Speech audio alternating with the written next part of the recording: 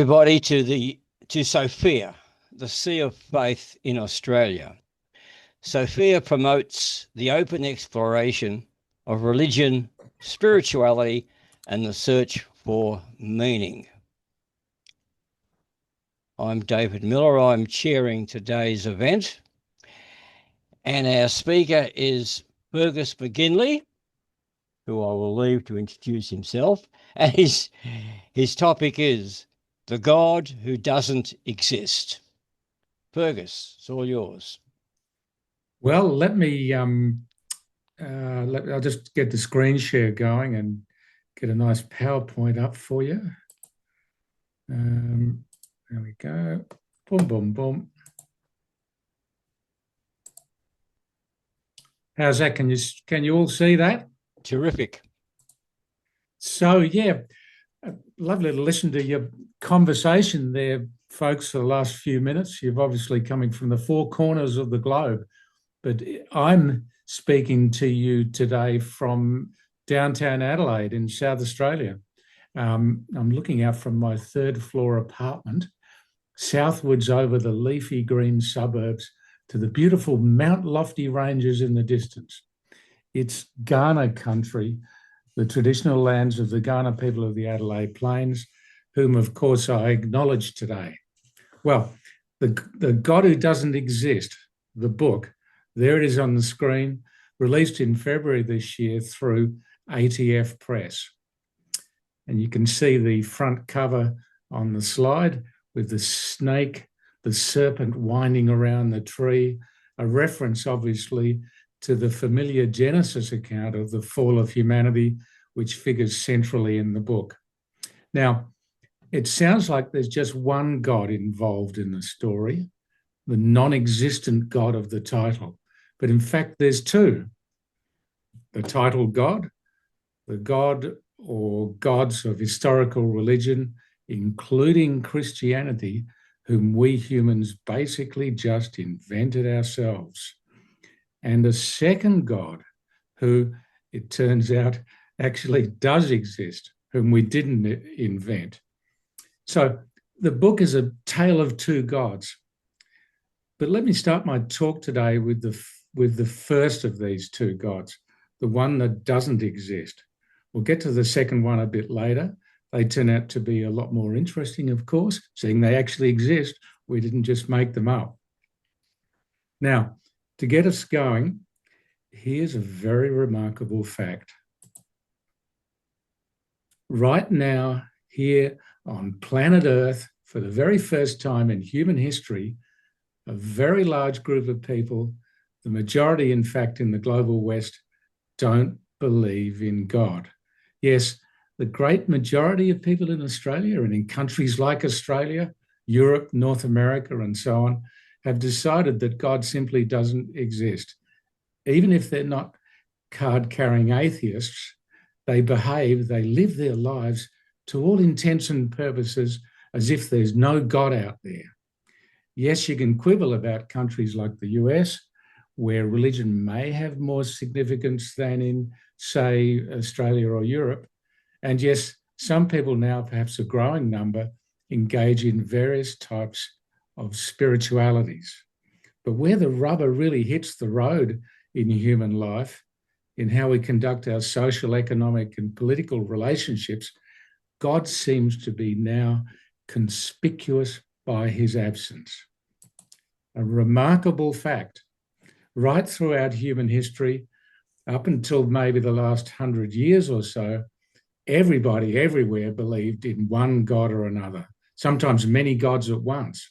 They believed in anti-gods like demons or devils. They believed in ancestor spirits, angels, spirits of nature, you name it. The human world, human culture, the human imagination was positively teeming with supernatural agencies.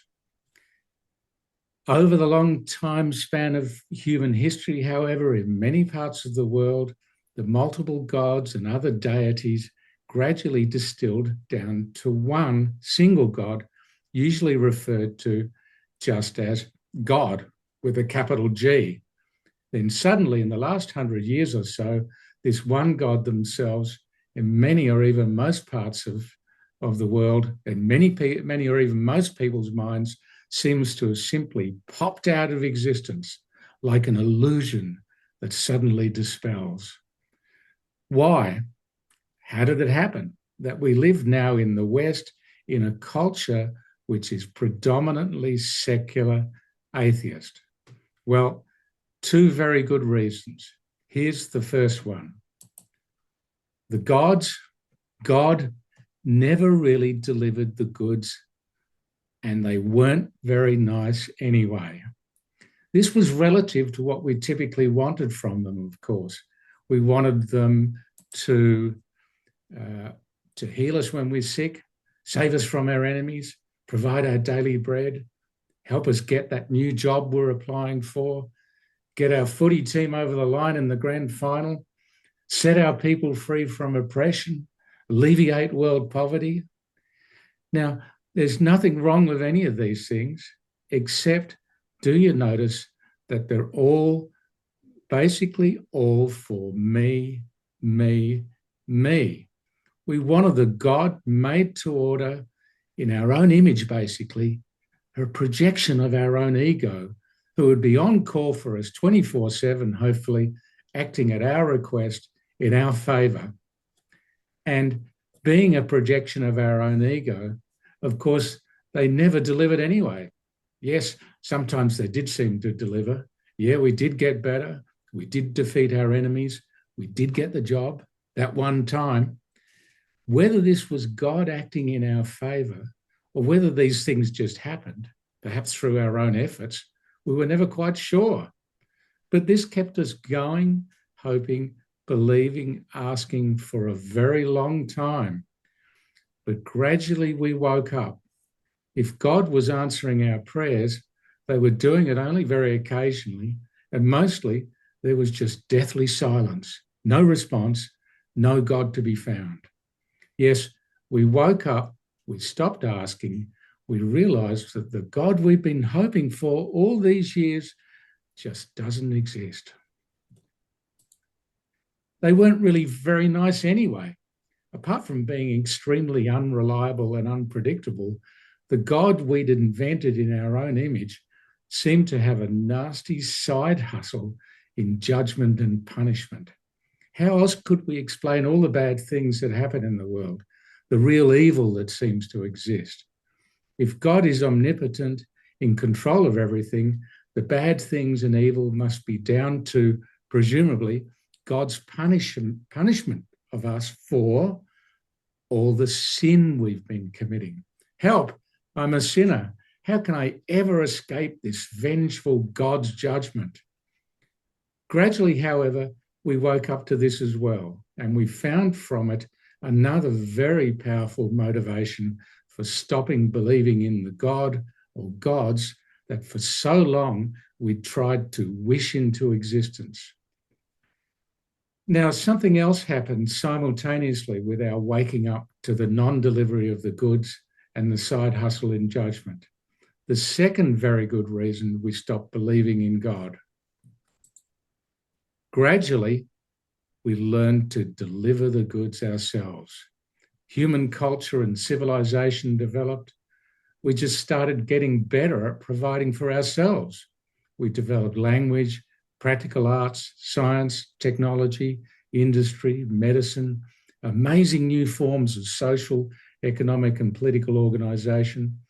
And in almost no time at all, on an evolutionary scale, we ruled the world, lording it over all the other species, undisputed kings of the jungle to this day.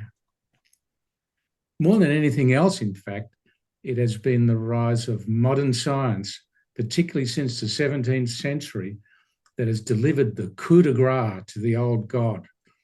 Science has opened us up to a radically new evolutionary worldview. Far from being created in a once-off primeval event by some sort of divine creator, the latest theories have the universe being born with a big bang some 13.7 billion years ago. The universe is much more like a giant organism growing and evolving under its own steam than a designed and created object like a building or a machine, as it used to be pictured, which needs someone to design and create it and doesn't grow or evolve at all. And so, two very compelling reasons why we lost our religion, we lost our faith, our belief in God. Welcome to the God who doesn't exist. Yay, we said to ourselves, good riddance to that God. Now that they're not hanging around any longer, doing precisely nothing for us, we can get on with solving all our own problems and continuing to build a great life with all the amazing technology, civilization, science that we've developed ourselves. Thank you very much. It's wonderful. It's great. God doesn't exist. And even if they do, we don't need them. But there is a problem, a very big one. Right now, humanity looks like it's about to self-destruct. Let me put it in perspective. Another remarkable fact, 99.999% of all living species that have ever existed are now extinct. So what makes us think we, Homo sapiens, can dodge that particular bullet? We've had a pretty good innings so far, about 300,000 years, so maybe our time is up. Our capacity for self-destruction is unparalleled. Just last century, we had 3 red-hot goes at wiping ourselves off the planet. World War I, World War II, and the Cold War. Right now, in the early part of this century, we're facing what people are now calling a polycrisis, a whole cluster of existential threats to humanity seemingly conspiring together at one time. Human-induced climate change with the threat of potentially catastrophic global warming, Cold War 2.0 with the rise of nuclear-capable authoritarian states, a new axis of evil, presenting a real challenge to democracy and the so-called rules-based world order. Actual war in Ukraine, where Putin has already threatened to press the nuclear button, and an ongoing crisis in the Middle East. Continuing refugee crises around the globe, social, political, and economic polarization in the global West, an amazing epidemic of depression and anxiety around the world, especially among young people, fear of the uncontrolled development of AI, and so on. It's all starting to look pretty depressing. With our amazing capacity for self-destruction, the wonder is, in fact, that we didn't wipe ourselves off the face of the planet long ago, let alone last long enough to right now face a polycrisis. Why are we so darn good at self-destruction? Simple. We are the first organism ever to develop a full-blown capacity for self-consciousness, to be aware of ourselves as selves and other selves as selves. Having this capacity is the key to everything uniquely human. It's our radical evolutionary X factor. On one hand, it enables us to develop all those things I've just mentioned: language, practical arts, science, technology, industry, medicine, civilization, which enable us to rule the world. On the other hand, self-consciousness gives us the unique capacity for conscious, intentional, willful, selfish behavior. Hell's bells. Yes, the capacity for sin. That's what original sin is, not a black mark we inherit from our supposed primordial ancestors, rather our innate natural capacity for intentional, willful, selfish behavior. Can you not see that our natural born self-centeredness is the root cause of all those problems which now conspire together in our current polycrisis. Human-induced climate change. Yes, we've had a bad habit generally for just about ever of exploiting environmental resources for whatever we can get out of them. Hang the consequences, that's somebody else's problem. Now that we can't say that any longer and we're all forced to face the consequences together, we're finding it almost impossible to agree on what to do. You cut emissions. No, you cut emissions. And even though we now have great renewable energy technologies available, we still can't agree. And so on. Conflicts and wars, human groups fighting over control of land. We all need decent living space. Why can't we just share, cooperate? Unequal distribution of power, money, resources, and everyone clinging onto their own beliefs and ideologies. Natural-born human selfishness at the root of all these things, at the root, in fact, of all human problems. Let's think about it from an evolutionary point of view. Self-consciousness is, as I said, our great evolutionary X factor. The number one most important thing it opens up for us is the possibility of conscious, intentional cooperation. If we humans can learn the art of cooperating intentionally with each other, then the sky's the limit. There's no telling what we can achieve. But it's far more than just a nice thing we could possibly do, learn to cooperate with each other. It's an absolute evolutionary imperative. Our very survival depends on it. Why? Because, as I've been saying, we have an amazing capacity for destruction and self-destruction. We are a danger to ourselves. So if we can't learn to cooperate, we are truly doomed. Unfortunately for us, however, conscious, intentional cooperation requires a non-zero amount of something we just haven't got. Selflessness, the capacity to let go of our own self-interest, even if just for a moment, even if just occasionally, and pay some attention to the interests of others. Yes, try a little kindness, generosity, consideration, respect, friendliness, politeness, sympathy, empathy, compassion, altruism. You might even go so far as to try a little selfless, unconditional love. Agape is the familiar Greek word for this sort of love, or caritas in Latin. If we can't learn even just a little bit of selflessness, human cooperation will never even get off the ground. Evolution can't help us. We know our Darwinism. The wonderful theory stands or falls on one thing: the absolute self-interest of every single organism to survive and survive at all costs. Don't even think about anything or anyone else. Every single organism that has ever existed does this, us included. We, completely unintentionally, unconsciously, naturally, put our self-interest first.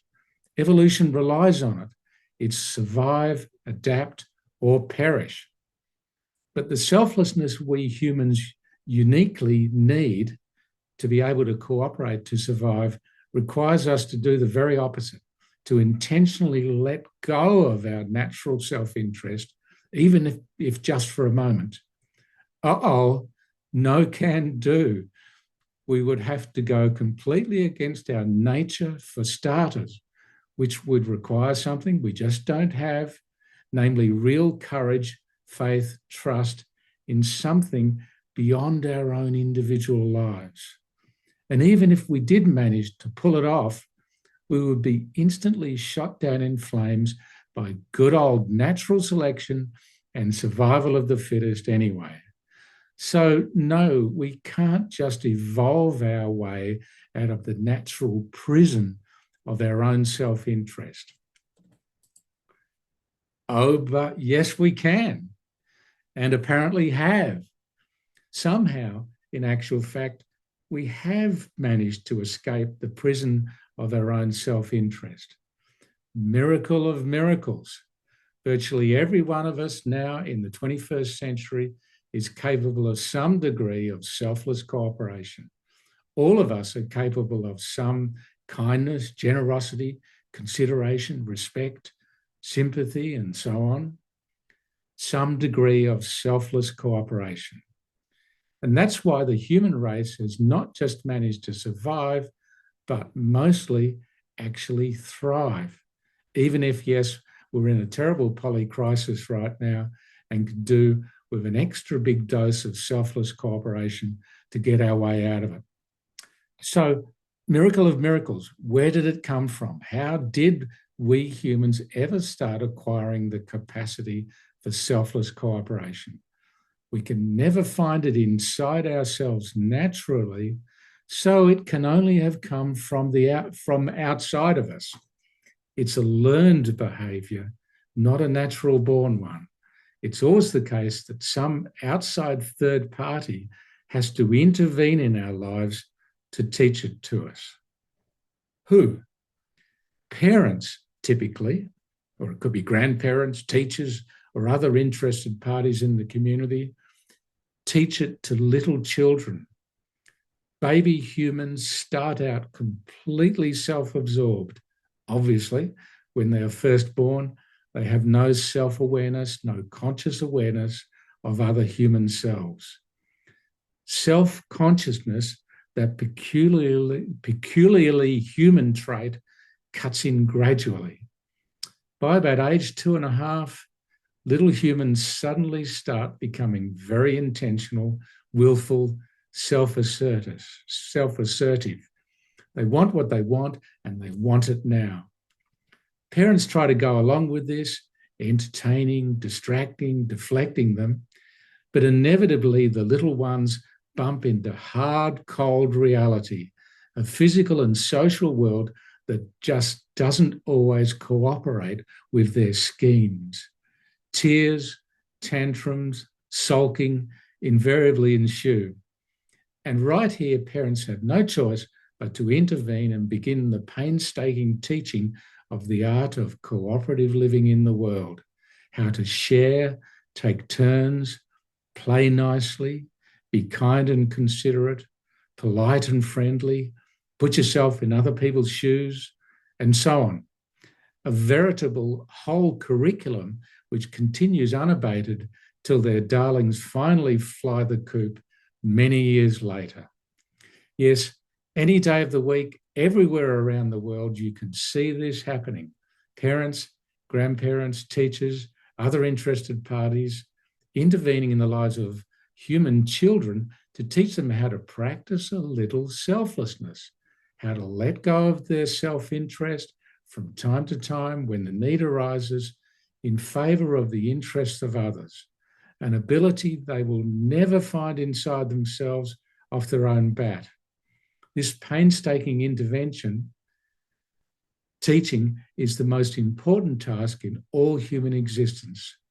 The very future of civilization hangs on it. Great, and it usually works. But where do parents get the ability to do all this teaching? From their parents, presumably, and their parents in turn get it from their parents, and so on down the generations. Every single human being ever has either got it or not got it by the outside intervention of their parents. All the evidence we have confirms this. There is zero evidence that any human being has ever acquired the capacity for selflessness off their own bat.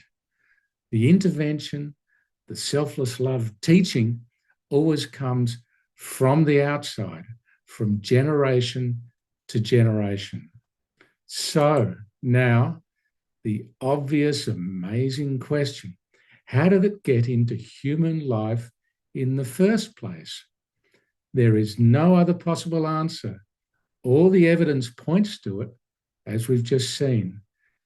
there must be something or someone outside of humanity, outside all of us, that intervenes to get the ball rolling in the first place and keep it rolling.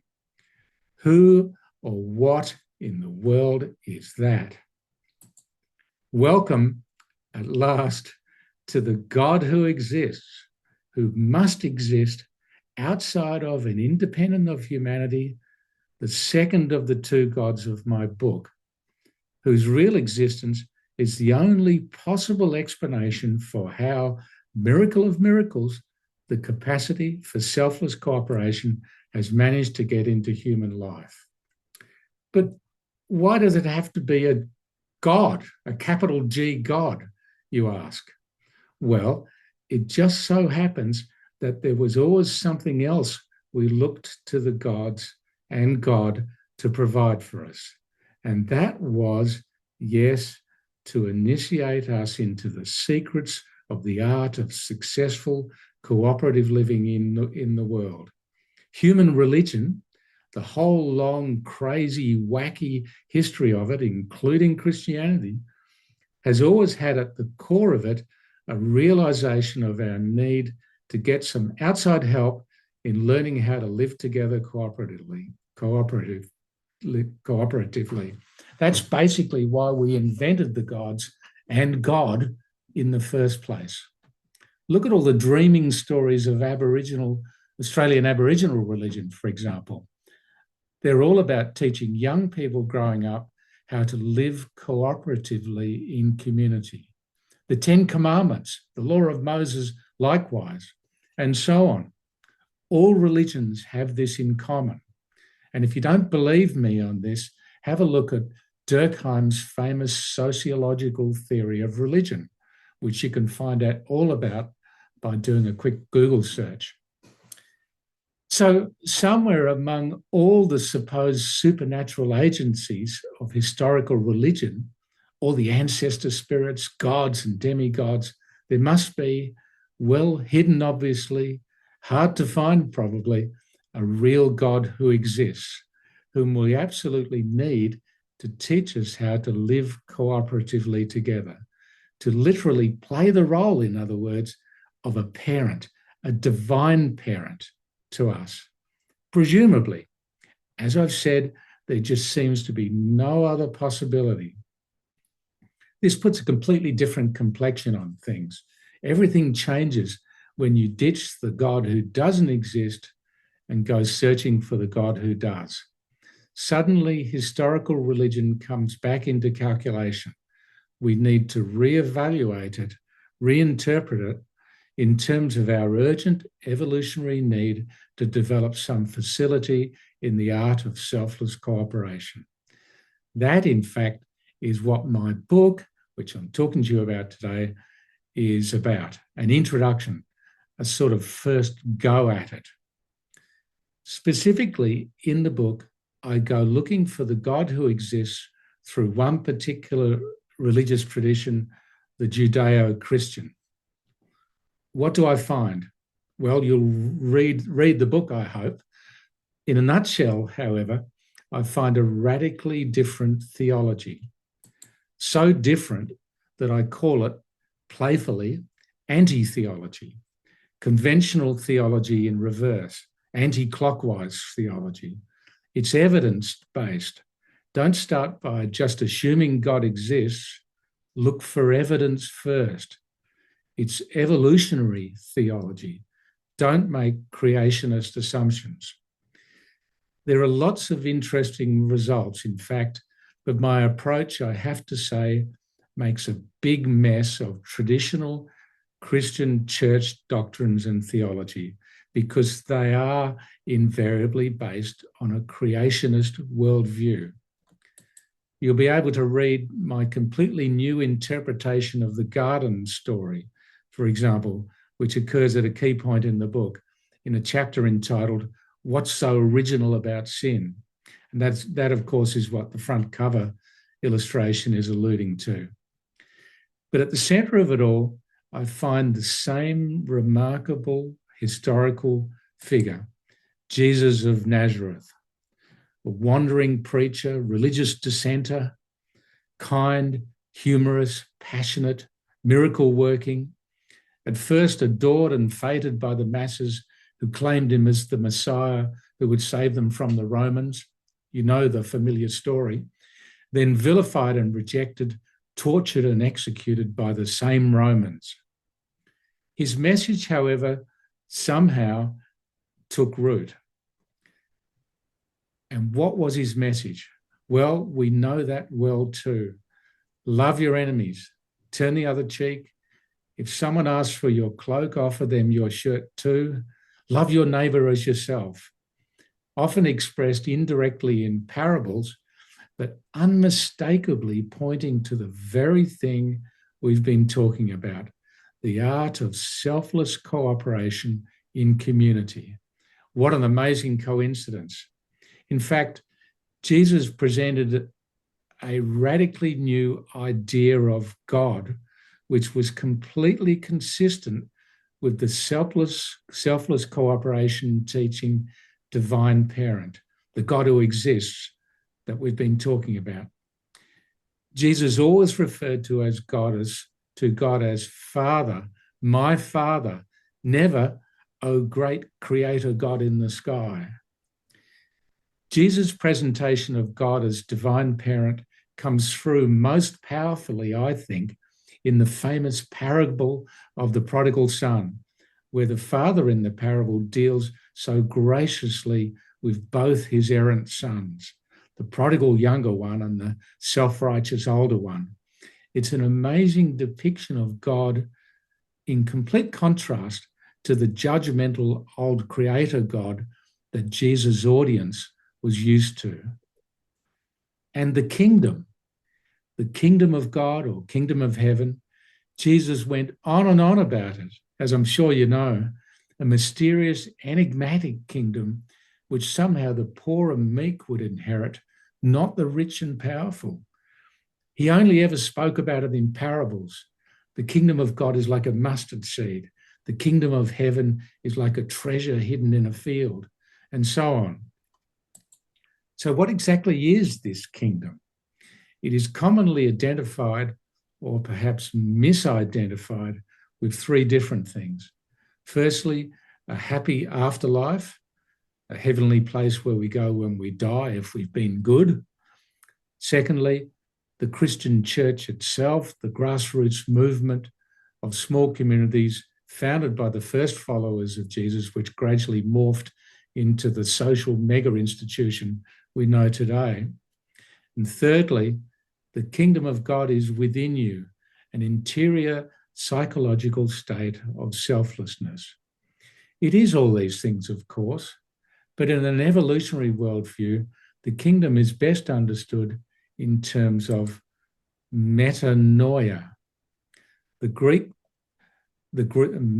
is the Greek word in the New Testament, frequently used by Jesus and translated as repentance or conversion, referring to the inner transformation of a person from a natural-born state of self-centeredness to one of very unnatural selflessness, producing what you might call humanity 2.0, a new and greatly improved form of humanness. In these terms, the kingdom is the gradual spreading of this metanoia to all humanity, an objective state of human relationships in the world growing now all around us based on selfless cooperation. The very thing the hypothetical God who exists, the second of the two gods of the book, appears to have set out to download into humanity. The kingdom is therefore a perfection of the ideal of, dare I say it, democracy, a mode of social and political organisation in which all people freely set aside their self-interest in favour of the common good of all. Which brings me finally back to where we started, the remarkable rise of secular atheist culture in the world in the last 100 years or so, and the incredible polycrisis we're now in, generated ultimately by basic human natural self-centeredness, by our unparalleled capacity for self-destruction. The good news is that the solution, the antidote to human self-centeredness, seems to have already been provided by the God whom I describe simply as the God who exists, a loving divine parent, not a grumpy judgmental creator, who, as I said, Jesus most compellingly presents to us. But what about Christianity and the church? In fact, throughout much of its history, the church has been part of the problem rather than part of the solution. The God of Christianity is, I think, a confused, syncretic mixture of the two gods I've been talking about, the real one and the imaginary one, created largely by the famous Apostle Paul. See especially his letter to the Romans, which is basically the foundational text of Christian theology and doctrine. That's where the mixing up really seems to have its origins. High time, therefore, to do some unmixing, and for that old creator God to be consigned to the dustbin of history, and for Christianity, the church, to finally adopt a new approach, one which embraces the wonderful evolutionary worldview that modern science has furnished us with. As I write about in my book, The God Who Doesn't Exist, which I now commend to you today to get a copy and read if you haven't already done so. So, thank you for listening. Now, before I answer any questions you might have, this next slide, as you can see, has a QR code on it. And if you scan the code with your phone camera, it'll take you straight to my website where you'll find more info about the book and a link to where you can order it directly from ATF Press. I'll just leave it on there on the screen for a moment and you can scan it at your leisure. Okay, well, back to you, David. Good. Thank you, Fergus, for all that. Before we throw the meeting open to questions, comments and discussion with Fergus, I have a couple of announcements. The first of which is that the next SoFIA Zoom session will take place on Saturday, the 27th of December at this time. And of course, if you're in North America, that's the evening before.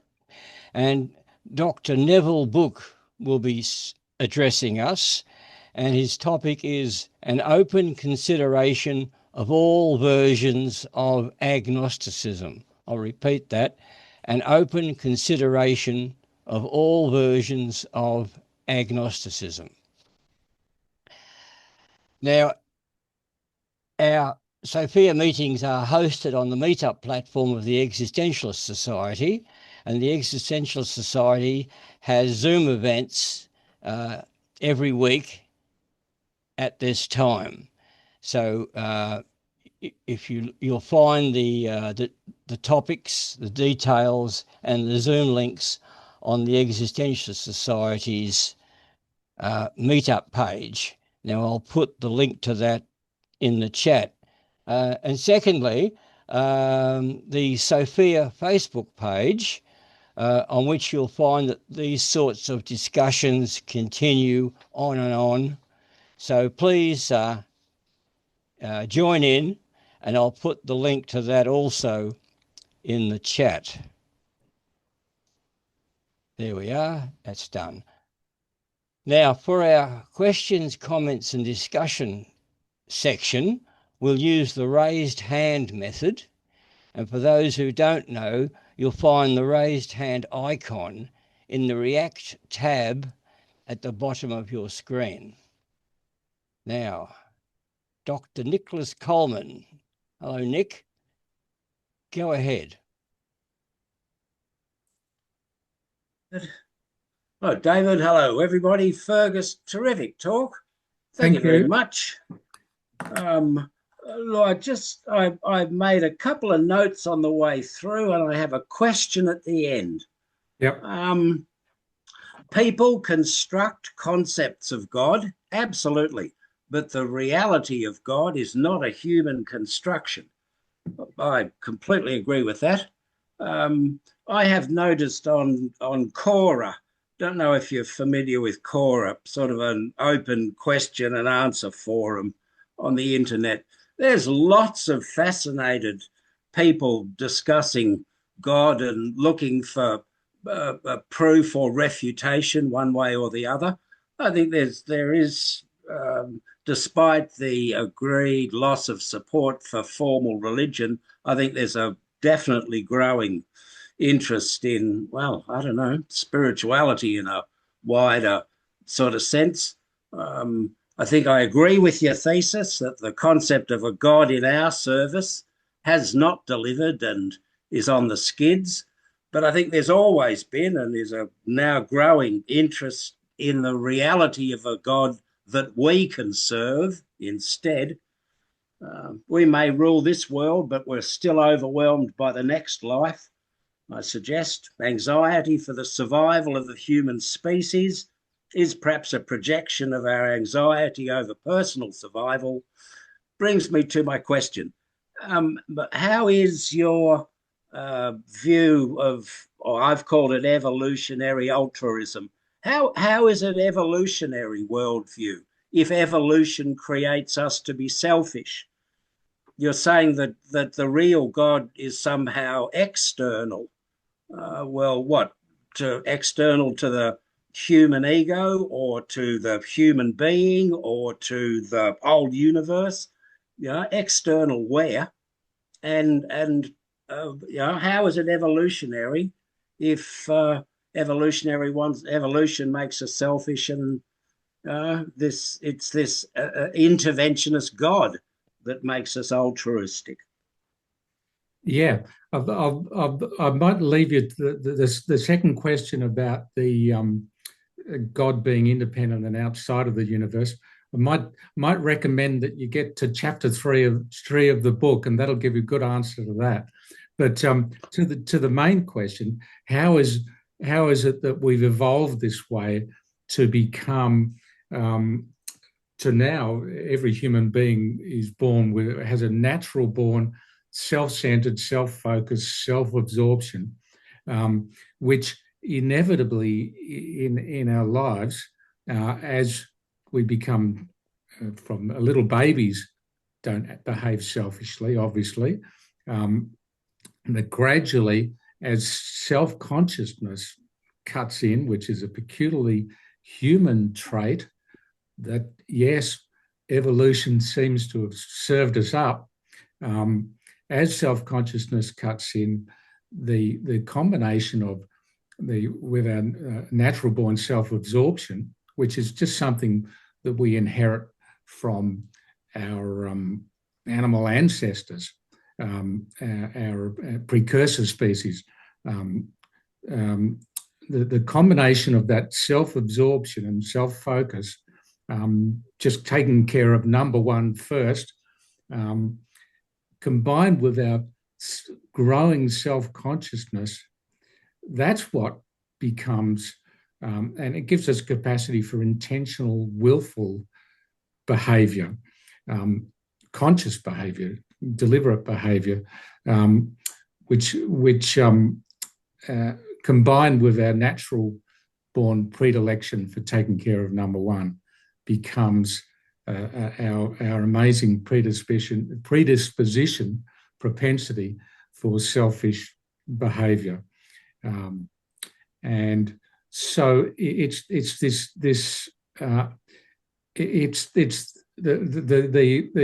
as I described it, as our unique evolutionary X factor edge, self-consciousness. It's this amazing bursting through to full-blown self-consciousness in uniquely for first species in human beings, Homo sapiens, which has triggered our unique capacity for intentional selfish behaviour, or which is basically what we call sin, and which we cannot deal with. There's no way we can deal with it off our own bat, and therefore, and we see that in just your average human child's life. the little child growing up absolutely needs their parent to help them learn how to not be totally self-centered all the time. And conversely, if no one intervenes, no parent intervenes, or maybe the parents are hopeless and then later some older teachers or other adults intervene. If no one ever intervenes, inevitably the child grows up into a self-centered, selfish, narcissistic, usually sociopathic adult.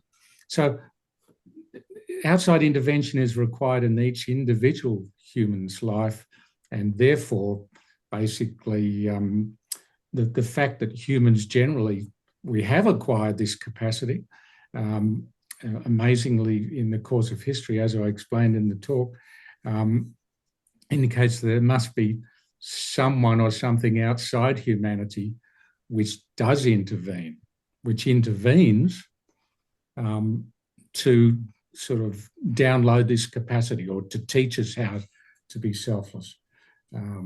So yes, it's firstly something that evolution has thrown up, and it's a uniquely human thing, and it's to do with our fact that we're self-conscious.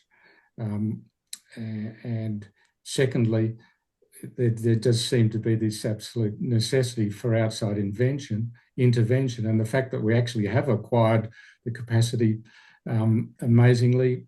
Therefore, QED, there must be this outside source which intervenes, the God who exists, as I described. So your anti-theology, you humorously referred to it, is also actually anti-evolutionary then? No, I'm not. Why? Tell me why you would say that. Well, that was the point of my question, that if evolution programs us, so to speak, to be selfish, and the selflessness, the altruism, comes from something external that intervenes, yeah, well, then it must be external and interventionist vis-a-vis evolution. Hence, it's an anti-evolutionary view. Yeah.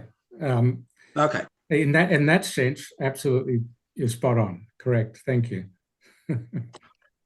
Thank you very much. Good one, Fergus. Yeah. Thank you. Les, it's your turn. Thanks, David, and thanks, Fergus, for an interesting talk. So I think you've clarified a lot what I was going to ask in your interchange with Nick, that because what perplexed me was you called yours a new evolutionary worldview, and it was sounding like you were recommending the evolutionary path. But as you've now clarified, and I think I would suggest you change that slide so that you're not advocating a new evolutionary worldview. You're actually advocating a worldview that tries to counteract the selfishness that we get from our usual evolutionary impulses. So that's clarified that for me. So maybe then I can go on to another question I was going to ask, and that was, I'm thinking of Stephen Law's evil God challenge. So you're postulating that that the universe evolution makes us naturally selfish and we need something from outside to make us good. But going by the way we act in the world, sometimes we act selfishly, sometimes we act cooperatively, altruistically. Most of us are a mix of these two different kinds of desires. So why not postulate that the God that you're talking about is not really the good God? The God the God that really exists is the evil God that, I mean, that's the one who's created this evolutionary process that has built in our self-destructive selfishness. So if that's what God's done, then another way of looking at it, tipping it upside down, inside out, is that the God is the evil God, and we human beings have found the resources within ourselves, and using reason and the benefits of cooperation, we have used our own resources to counteract the evil evolutionary God. So why not tip your theology, anti-theology, on its head and say the God that exists is really the evil God, and we're using the resources we have to counteract it? Mm. Oh, do you yourself espouse that particular theory? Sorry, what was your name? Oh, Les. Yeah. Les. No, Um, no, by the no, I way, don't. I'm an atheist, but yeah, Stephen Law uses that argument against theodicies, yeah, the theologians' various excuses for why an omnipotent, yeah, omniscient, perfectly benevolent God would allow evil. He tips it on its head and say, given the circumstances of the world where there's a lot of good and evil, you can tip that on its head, and maybe there's an evil omnipotent God, and so we need an explanation for the good in the world. So I'm using that kind of argumentation, that kind of argumentation to say, well, why can't we tip your anti-theology on its head and postulate an evil God, especially considering on your own view, your God created this inbuilt evolutionary selfishness. I mean, what kind of sick God would do that? no, no, Right. yeah. So, yeah, I mean, to me, the question is, what is the evidence? And I certainly reject any notion of God as a creator, God creating the universe. That's the God who doesn't exist. And the reason I reject the notion of a creator God is that there's actually zero evidence for it. Absolutely zero evidence for it. And in my book and in the talk as well, I put forward some actual evidence for a different God or different notion of God, but I think it's let's say a different God, who is a divine parent, not an omnipotent creator. My Christian theologian friends are always accusing me of trying to build a wall between these two gods, the omnipotent creator, which is basically the God of Judaism, the God of Christianity, and the divine parent God, who I derive from evolutionary world theory, evolutionary worldview, cosmology, the story of the universe from the Big Bang and so on to the present day, and also from the Gospels, from Jesus, obviously, and his teachings, and his actions. So I'm interested in following the evidence, and yeah, if the world was created by a creator God, then I would say you'd have to be pretty skeptical about that God being a good God, because I mean, because the obvious problem of theodicy that you referred to. Why do bad things happen? Well, humans do seem to have this unparalleled capacity for evil, for self-destruction, and basically bad people do seem to get away with it most of the time, notwithstanding the fact that we've managed to, over time, historically develop really good systems of democratic systems of justice, and law enforcement, law and order, and so on, which have, we hope, more and more effectively deal with evil and bad things. And notwithstanding the fact that we look as though there's a whole lot of people out there in the world who, at the moment, who are getting away with terrible things, and getting off scot-free, seemingly. So I'm interested in following the evidence. But I do start from, for which reason I start from the manifestly obvious non-existence of God, because and certainly the sort of God that of historical religion, my view is quite clearly that all the evidence points very clearly to their non-existence, as I outline in my book, and I outlined it in the talk. Oh, sorry, just to clarify quickly. So, your God is pre-existing with a pre-existing universe. Your God just happens to find itself in a universe in which there are evolutionary forces that make us naturally selfish. Is that right? Well, I mean, and this would be subject of another very big long talk, and it's certainly a chapter 3 in the book, A Living Universe. So if you follow the Big Bang story, the world does seem to start from virtually nothing, 13.6 billion years ago. And the expression that scientists use is the birth of the universe. So it was born from virtually nothing 13.6 billion years ago. Then it grew and evolved. So so for a start, it definitely wasn't created. So because if it was created, it'd be like a machine, or and if we human beings were created, we would be like automatons or machines or robots, if you like, but we're actually living creatures. So that not only does the universe seem to evolve and produce living organic life, including us, in all sorts of levels in the universe, you have the development of organized structures, even simple things, call it simple, like atomic nuclei or atoms, to all sorts of geological systems, atmospheric systems, planetary systems, solar systems, atmospheric systems. So in the whole evolution of the universe from virtually nothing 13.6 billion years ago, you get this amazing amount of organization which evolves, including organized creatures, organic life.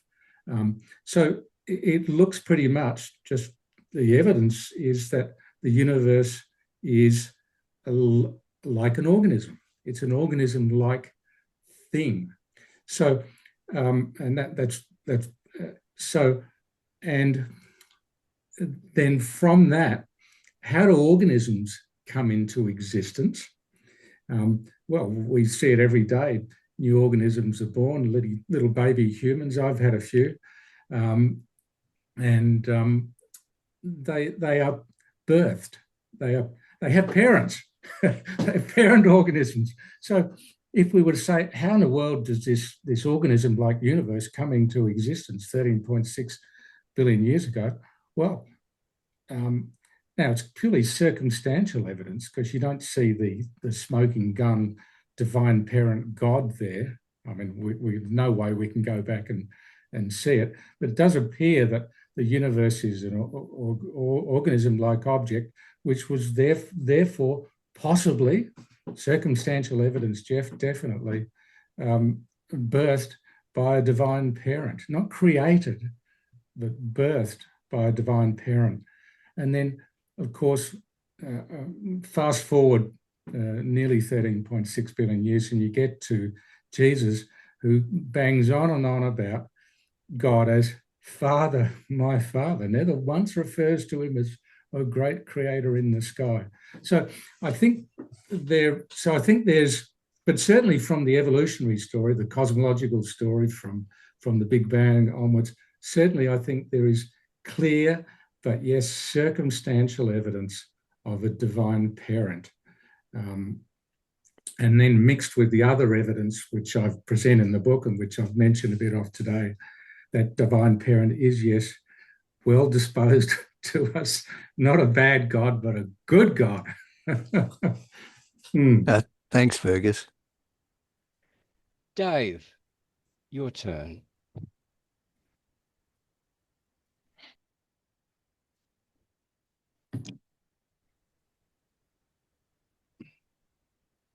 Go ahead, Dave. Oh, I think I'm out of order, but doesn't matter. Go ahead. Thank you very much. I enjoyed the presentation. I think it's kind of on the idealistic side, but it's interesting to talk about these things. To me, I was brought up a Christian. but and also an engineer and analytical. I think God is just beyond our comprehension.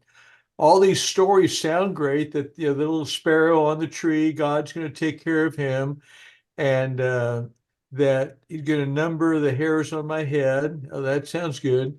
But he's this guy up in this throne up in the clouds somewhere, keep an eye on me.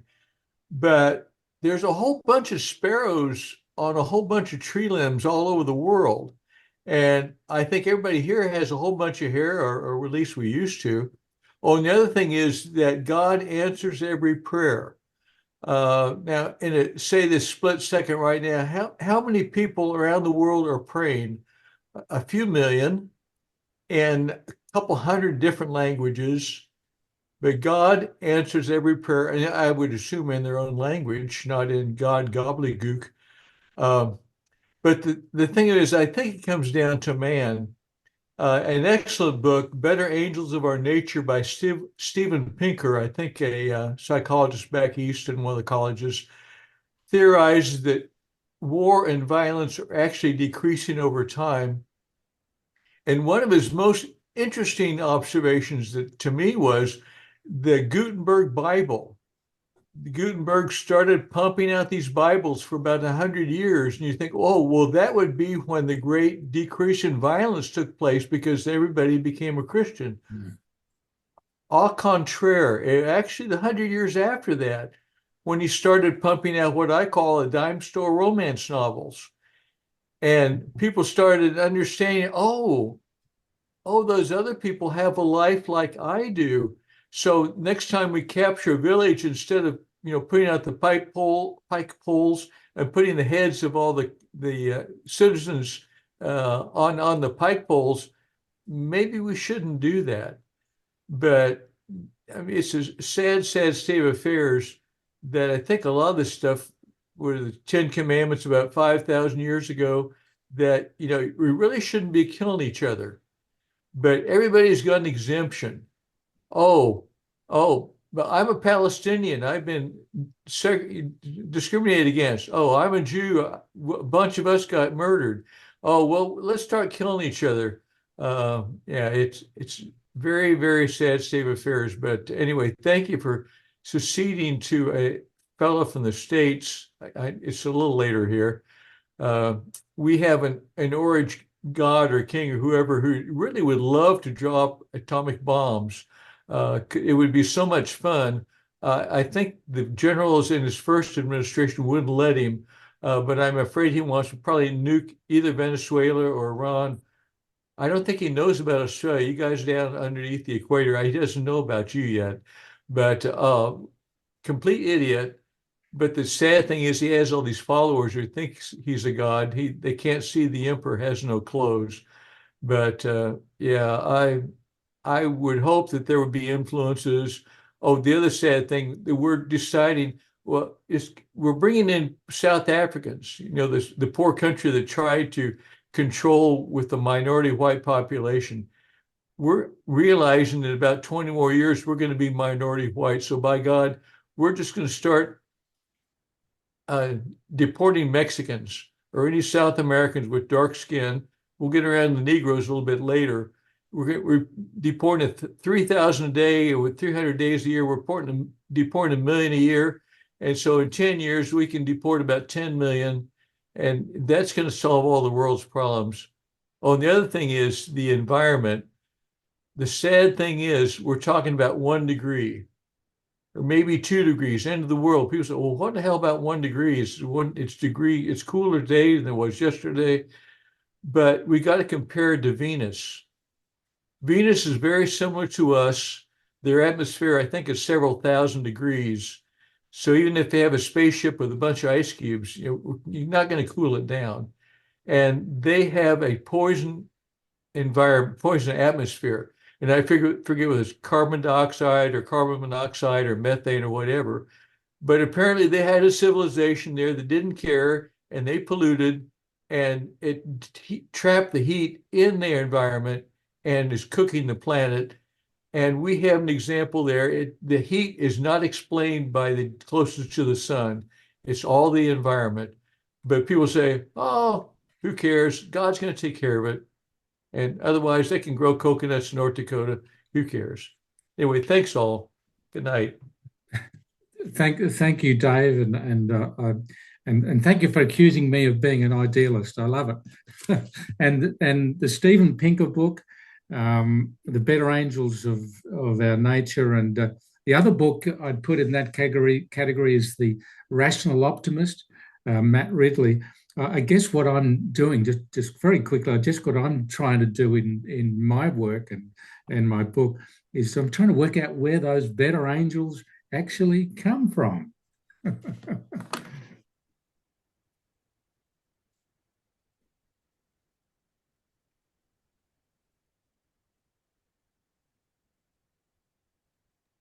Not me, is it? David, you got this back to front. It's Stephen, then it's Akiva, and then it's me. I can't hear you. Can you hear me? Oh, look, I can't hear you for some reason, so I'll just bow out. Sorry, yeah, I was muted. Oh, okay. Yeah. But go ahead, Mark. I'm on my screen. You're next. All right. Well, yeah, I know, Akiva. Sorry, mate. Look, I haven't got anything to say anyway, so it doesn't really matter. I just want to say, Dave, what a guy, good stuff. You're off topic, lot like me in that regard, but off topic a lot, but said a lot of interesting things. I just wanted to say to Fergus, I wanted to leave the room a couple of times, but I couldn't because your talk was so interesting. I had to stay and listen to it all. So that's good. My own observation, I mean, I'm being a bit like Dave now, talking about myself now, but I think it's a miracle that we haven't become more barbaric and debauched. I mean, society has somehow got this niceness in it. I think that's pretty miraculous, or it's pretty weird, and I like to refer to it as miraculous sometimes. And I do like to experiment with arguments for the notion of God. And I think one of them is this notion, is this oddity of human beings not descending into, I don't know, destruction. It's pretty interesting. But I haven't anything to say. I've raised my hand in anticipation of having something to say. Thought I was coming after Akiva and Stephen, so I'll just drop out now. So that's the point I wanted to make. That's all. It's a miracle. Thank you, Mark. Thank you, Mark. Akiva, go ahead. I've just written some things in chat, David. Is it possible to refer to Stephen Hickson unless you're skipping him, because you skipped Stephen Hickson and me, who were ahead of the last two speakers? I would like to defer to Stephen Hickson and then go next. Is that acceptable to you, Mr. Moderator? Yeah, sure. Stephen. Thank you. Stephen, Go I'll ahead. go after you. Thank you for a really nice piece of work, Fergus.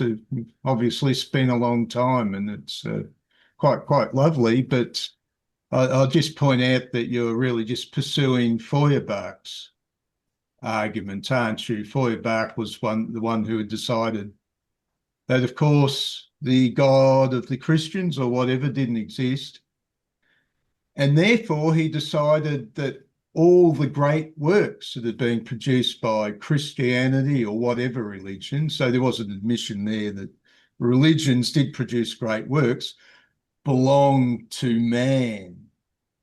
And this was in the Young Hegelians, this conversation was going on. There was Max Stirner who berated him, and as Feuerbach was coming up with his version of humanism. And Max Stirner said, but really, okay, we got rid of the old God. Max Stirner said, thank you for that.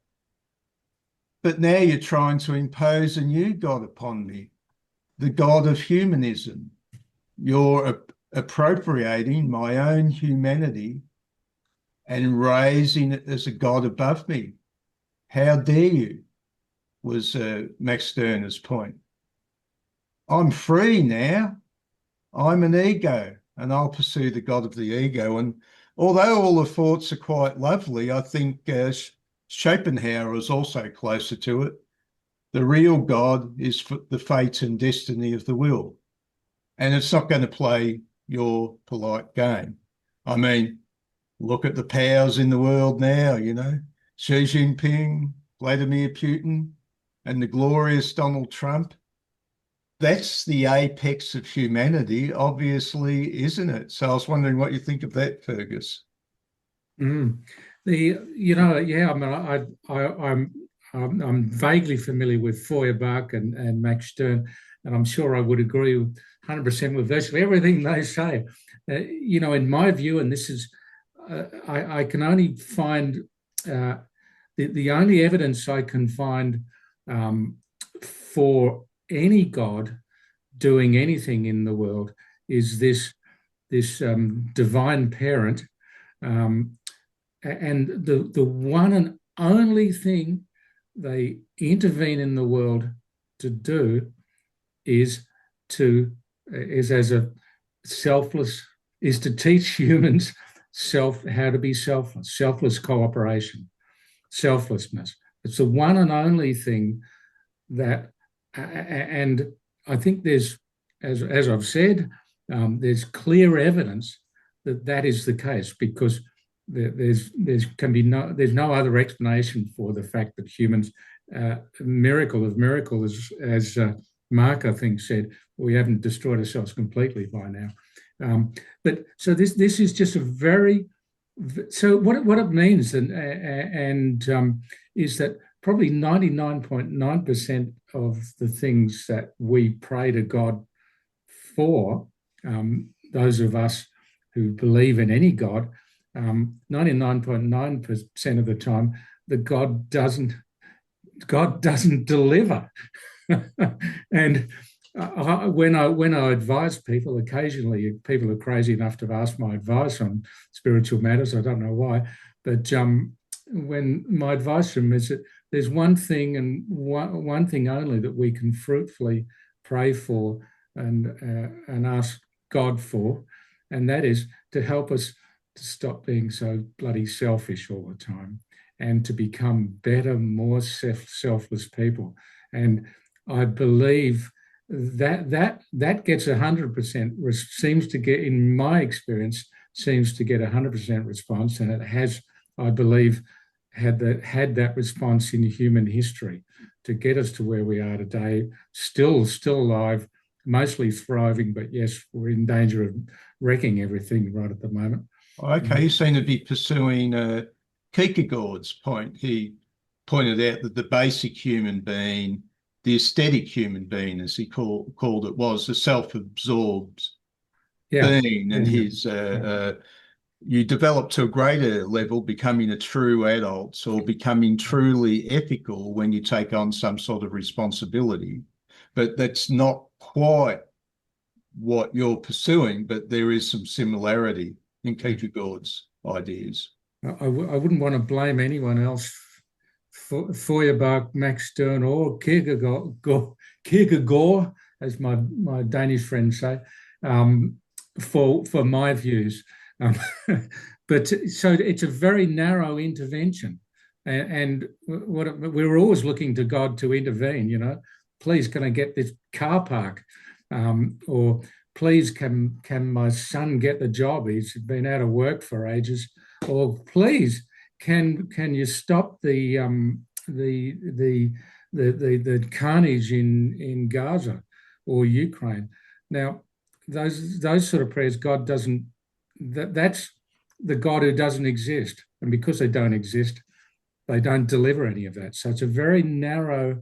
So pray effectively and fruitfully, I would say to anyone, if you want to pray effectively and effectually and fruitfully, pray for the spiritual assistance, help to learn in your life, to keep progressing, going through metanoia in your life and becoming a better, more selfless person. And that really, in my experience, and I think in the world's experience, actually does the trick. And therefore indirectly proves the existence of and the nature of a God out there who could answer such prayers. Thank you. Akiva, your turn. Thank you, David. Thank you, Fergus. May I issue a challenge? You claim, without presenting the evidence, that human beings are naturally selfish. You draw on your own observations about children. You've apparently birthed a few yourself. Congratulations. Needing guidance in order to develop a moral perspective. You would like us, I'm going to resist your challenge until you take up my challenge. I'll be quite clear about it. You'd invite us to read various chapters of your book where you present your anti-theology.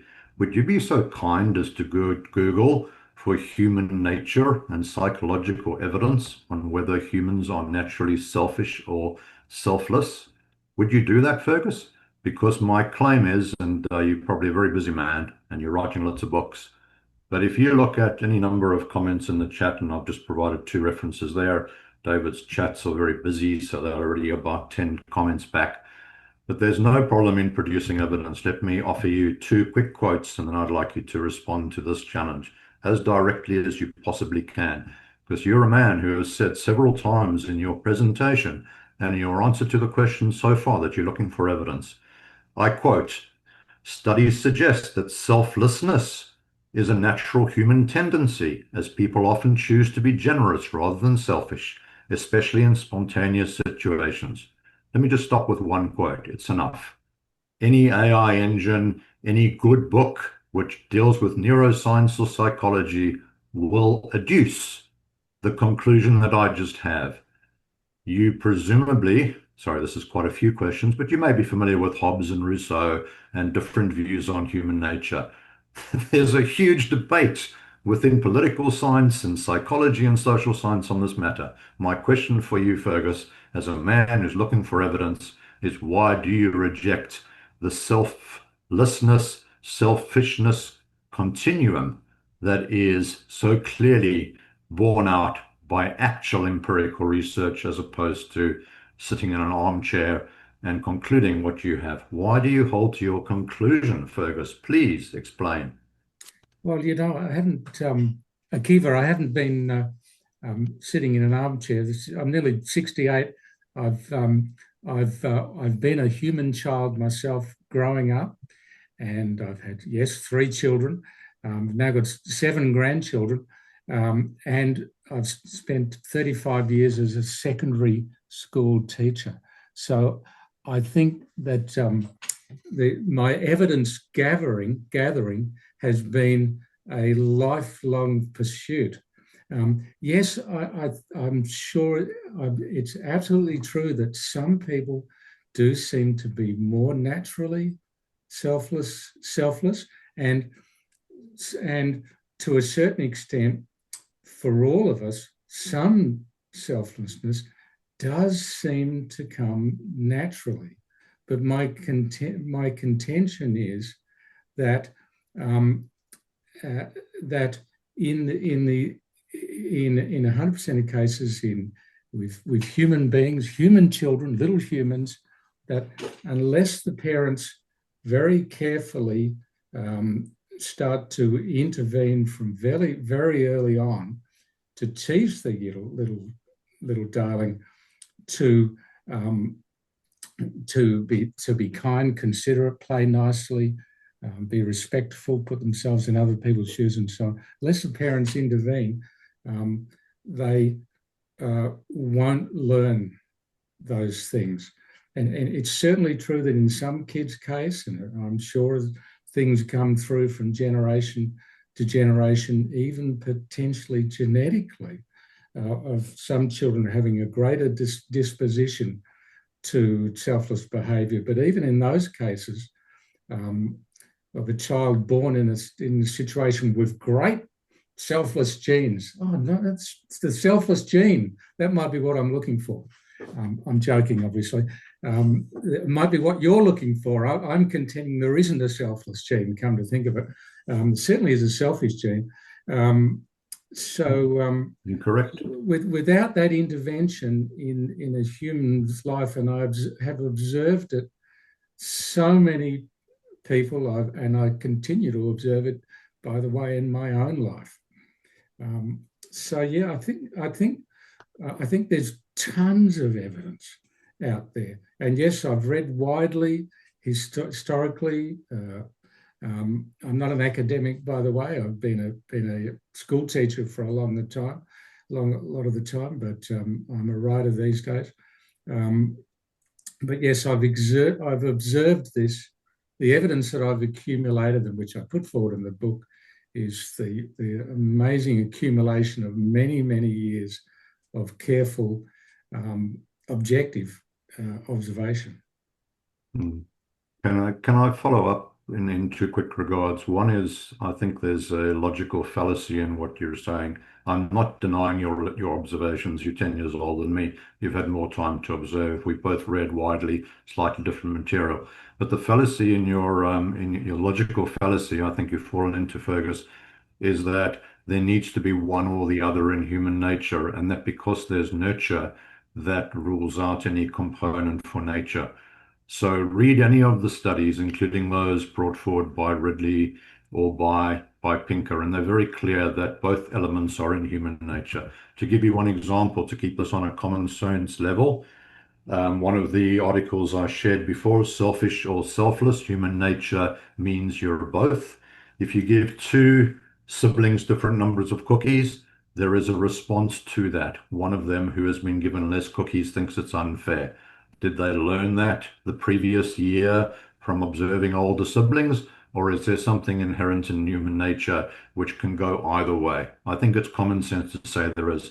In case I'm cut off by David, I want to ask how you go from a supernatural supposition, which you clearly have. You're not a naturalist. You've rejected what is observable, and that there is no evidence. You want evidence. There is no evidence for a deity who birthed the world, which just sounds like an elegant variation on creating the world. So how do you go from that? Please explain, for the love of God. I'm being ironic. How do you go from a deity? Maybe you're a deist. Are you a practicing Christian? Why do we suddenly, most of the way through your talk, get Jesus? Again, for the love of God, I'm being ironic. I'm Jewish by tradition. And the very core of the Judaic conception of God, which is a human creation, because I'm an atheist in case you didn't gather that, is that God is the Father. So if you want God the Father, you don't need Jesus. Just become a Jew or become a deist. Are you a Christian? And if so, why? That's my little bit. I'd love if you could respond to those two final points from me, Fergus. Can I take all the final questions as comments, but back to the first in that final series of questions, which is about human nature. I do believe now, and it's completely consistent with what I'm saying, that human nature now has plenty of selflessness in it. But this is the better angels that a Steven Pinker might talk about. But my question and my research and what's in the book is the results of the research is how did that evolve? This is, we're talking about the metanoia of the human race, the gradual metanoia, transformation of the human race, which means an increasing degree of selflessness. So I'm attempting to explain how all that came about, but you're quite right. Human nature now definitely does seem to have a fair bit of selflessness. Okay, so that is a sociological and evolution of human nature argument, and we can discuss that, and we probably don't necessarily disagree. It's the first cause of that is really at the crux of this. And are you able to answer, are you a practicing Christian? And why have you chosen Jesus to suddenly be the star of the show if you have a view of ethics and human selflessness coming from some source? Why Jesus? If you were born in Mecca, would you be giving this talk today? If you were born in Jerusalem, Fergus, and you weren't a Christian, would you be giving this talk today? Aren't you just a slave to your own cultural programming? Why Jesus? I'm really interested. Yeah, well, that's a great question. And by the way, I would describe myself as a practicing Christian. I'm a loyal member of the Uniting Church in Australia. I head up a Uniting Church organisation called Effective Living, the Effective Living Centre in Adelaide, and I'm a lay preacher for my sins. So, but there's plenty of my Christian friends who would be scratching their heads about whether I really am a Christian. I'm certainly a follower of Jesus. And now, that's where I started from in life. By the way, I grew up as a little Catholic boy, but I realised by about age 10 that was all baloney. Then I was an atheist for about the next 20 years or so, and then I became a Christian. So my roots are not really, and my mother was Jewish, by the way. So my roots are not really Christian, and I've been a fish out of water most of the time, even though I've been a church member for a staunch Uniting Churchman for about 30 years or so. Yeah, what would my life have been? It would obviously been massively different if I'd grown up in Mecca. Okay. All right. Thank you so much for entertaining my questions. I've heard the answers loud and clear. Thank you, Fergus. Thank you. Megan, go ahead. Hello. Okay, I would like to postulate that I agree in the sense of an evolutionary reason for altruism and, well, a propensity towards. I think that having society and the evolution of society as we learn to be more of a peaceful society, I think that has a lot to do with how people are socialized within certain frameworks that help them to exist in the world in a more peaceful way, in a more altruistic way, possibly. I do not think that it is inherent in all of us necessarily. Of course, from birth, we are born, right? We are born very egoistic. We need to be waited on hand and foot. But I don't think it is inherent in us that everybody can learn such things. I think that it's even biologically given to us in ways of not necessarily like a gene, but even like the size of the amygdala can change a person's ability to empathize with others, right? We all know that. That in itself, and that we also know that the brain, there are different people have different like levels of religiosity, right? And I think that the urge to have religion is inherently human. I don't think it's a socialization thing. I think it's a pattern finding thing. I would be, I guess, a mystical atheist in the sense where, like, I said it before in groups, like I grew up a very pious little Christian girl, and going through intense trauma and intense suffering made me leave it. And I searched through many different religions to see, because I still had the because very emotionally susceptible to things.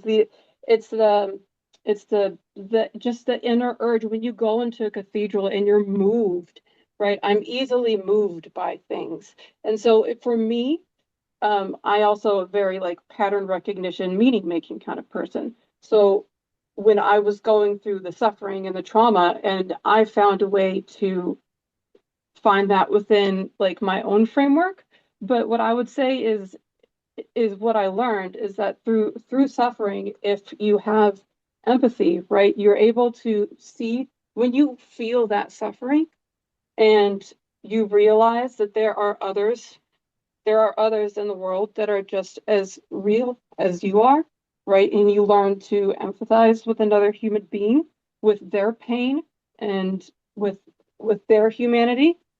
It's an evolution, and it's an evolution. There has to be, and I would say that there doesn't have to be a God for this kind of framework to evolve, to be able to actualize and to grow oneself.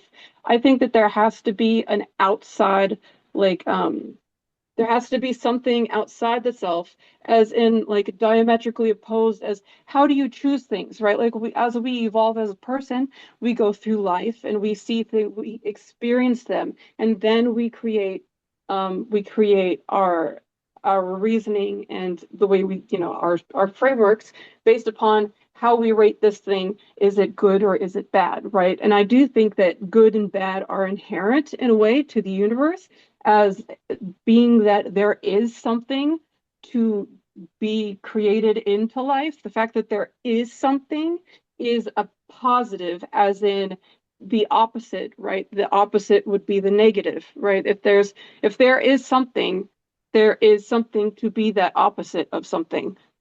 There is no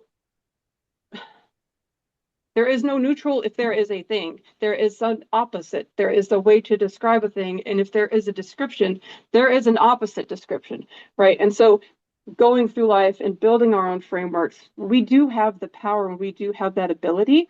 And I think that it does take, I will agree with Stephen here. Oh God, I'm bursting on flames. But I will agree that, like personal, like responsibility, it takes being accountable to something in the world to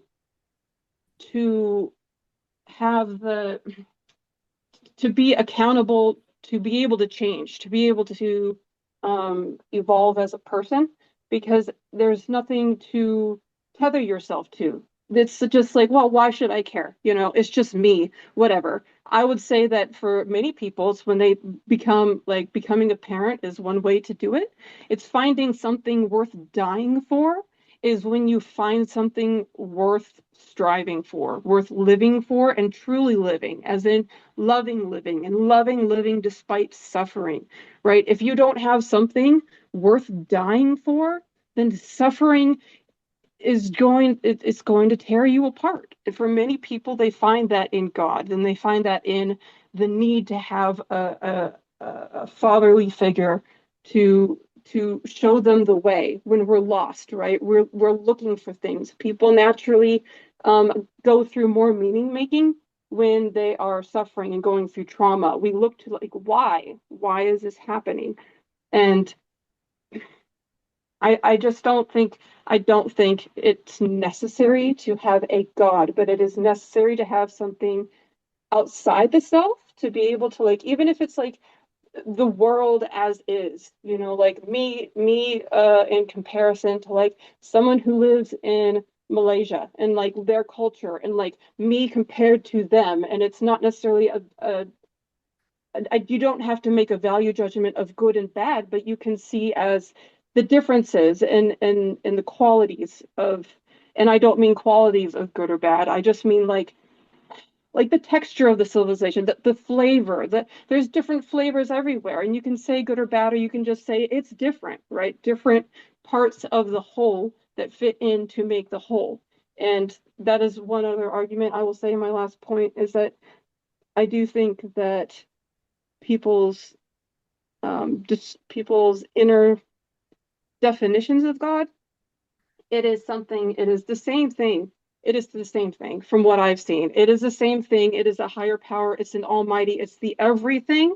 It's just whatever framework someone wants to slap on it that they want, that they choose to die for, and that guides them. So I just think even the people that I don't agree with, they are part of the universe that I choose to love despite suffering. And because of that, I love you all. I love the universe. I love it all despite the suffering, because it's part of what is. And to me, that is the good, is the evolution towards the best, and to embrace the future and to find spirituality and goodness in what is, despite the suffering and the need to make Godheads or whatever. So, okay, thank you. Fantastic, Megan. I agree with everything, absolutely everything you say. Yes, as you say, we need someone or something outside of ourselves, and yes, in most of the time, it's other people who intervene in our lives to help us out. But the important thing, as you said, is to to find a way of and focus on becoming a better person, more empathy, sympathy, and so on. This is I'm just looking at something I wrote. This was a sermon from which the congregation last Sunday. I said, the question we need to keep asking ourselves constantly, daily, is what in my life in the world really matters? I mean, really, really matters. Is it that I find happiness, success, fulfillment, meaning in life for me? Is it that the plans I have for my life come to fruition? No, the one thing in my life, in the world, that truly matters is for me to be the best possible person I can be in the world for others. The best version of myself, the better angels of my human nature, the things that really matter. Yes, kindness, friendliness, compassion, empathy, sympathy, unselfishness, generosity, patience, etc., etc. So thank you, Megan. That was lovely to hear from you. George, your turn. You know, ultimately, I mean, to be frank, you're sitting here opining a lot about human nature. I'm going to say kindly, respectfully, you don't know anything about it. Forgive me. And I say this only because you so insist on insulting.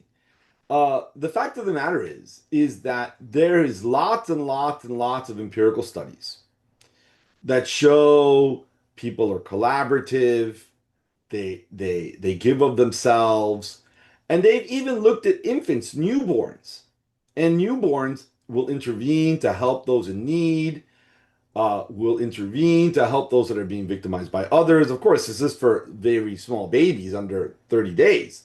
Uh, uh, um, and so, I mean, and part of the argument, I mean, again, it's a difficult argument to stomach because, then you're sitting here talking about God the Father, which is condescending, which is just a fantasy, which indeed, in fact, things like theology, in fact, are divisive and destructive, and certainly the new theology is nationalism, which is a more secular form of theology, but it is highly destructive.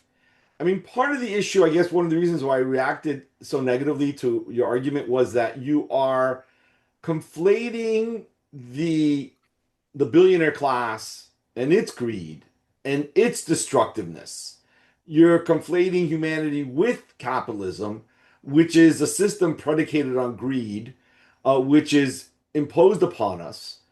And so again, you're blaming humanity as a whole for ecological crisis, when again, this is directly the result of capitalism. Again, a system that at this point in human nature is being imposed, in terms of human history, forgive me, is being imposed, and violently so. And so, a lot of it is, and you may not be intending to insult people. I mean, you seem to have a nice tone, but again, you keep coming back and back to the idea that humans are selfish, and it's simply empirically false.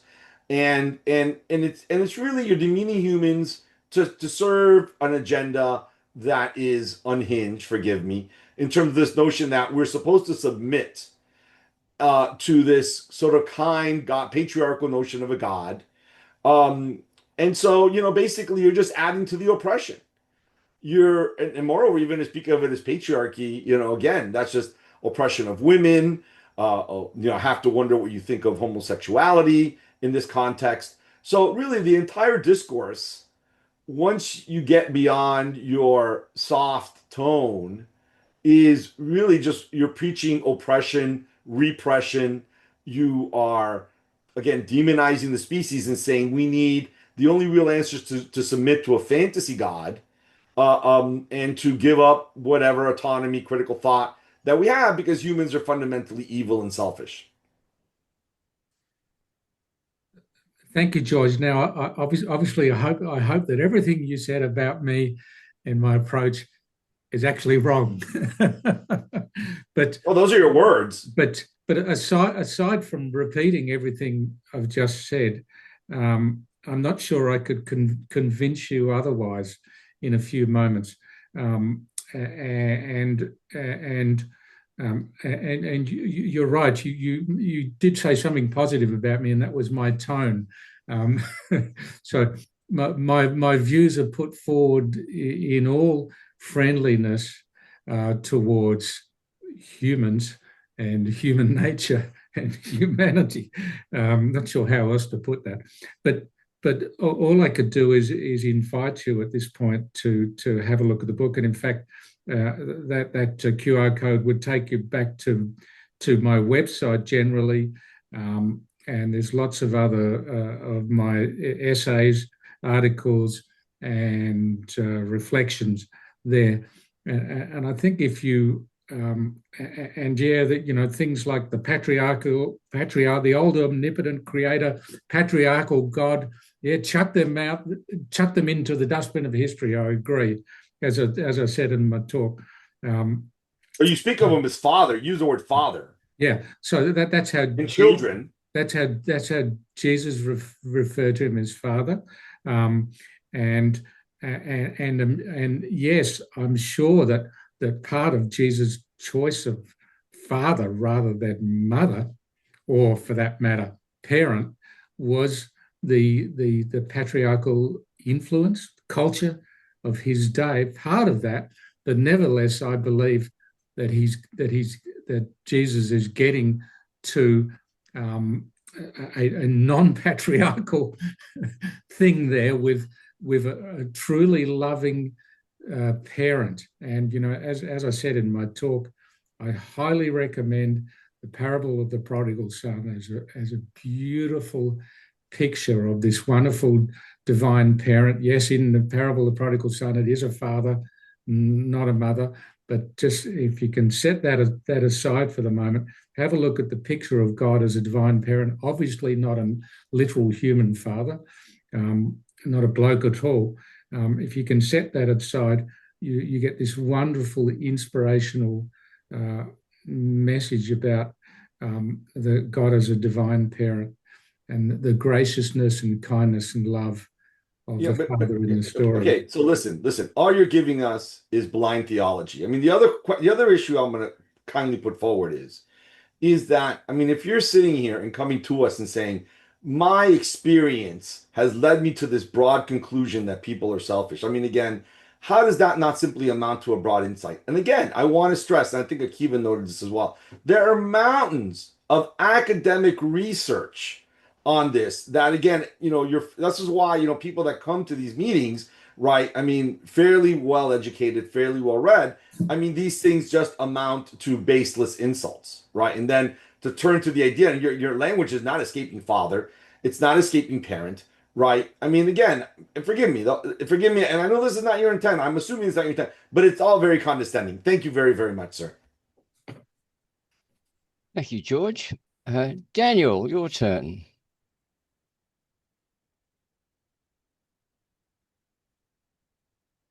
Daniel, unmute. There you go. Yeah, I tried to unmute myself. It's difficult. And yeah, thanks for this talk and stimulating us.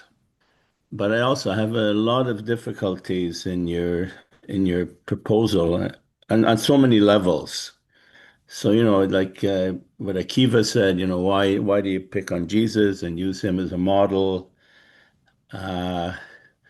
What was it? But Megan made a lot of good points, very Hegelian in some level.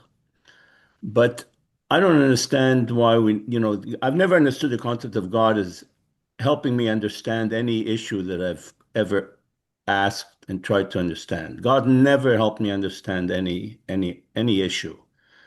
And it's just an intervening variable, an intervening concept, word that seems to seductively explain, and then we go on and stop thinking further.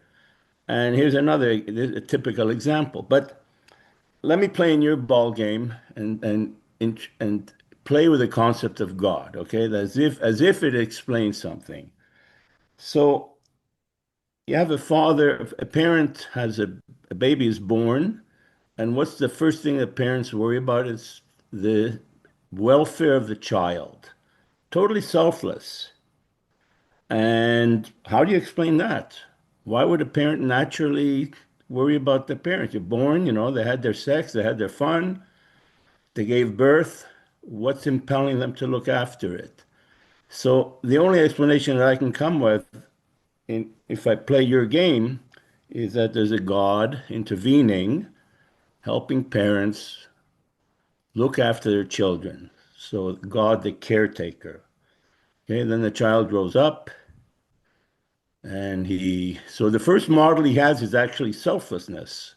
Then he learns to look after himself and become a little more independent. So we have to postulate a God of independence, a divine teacher of some kind.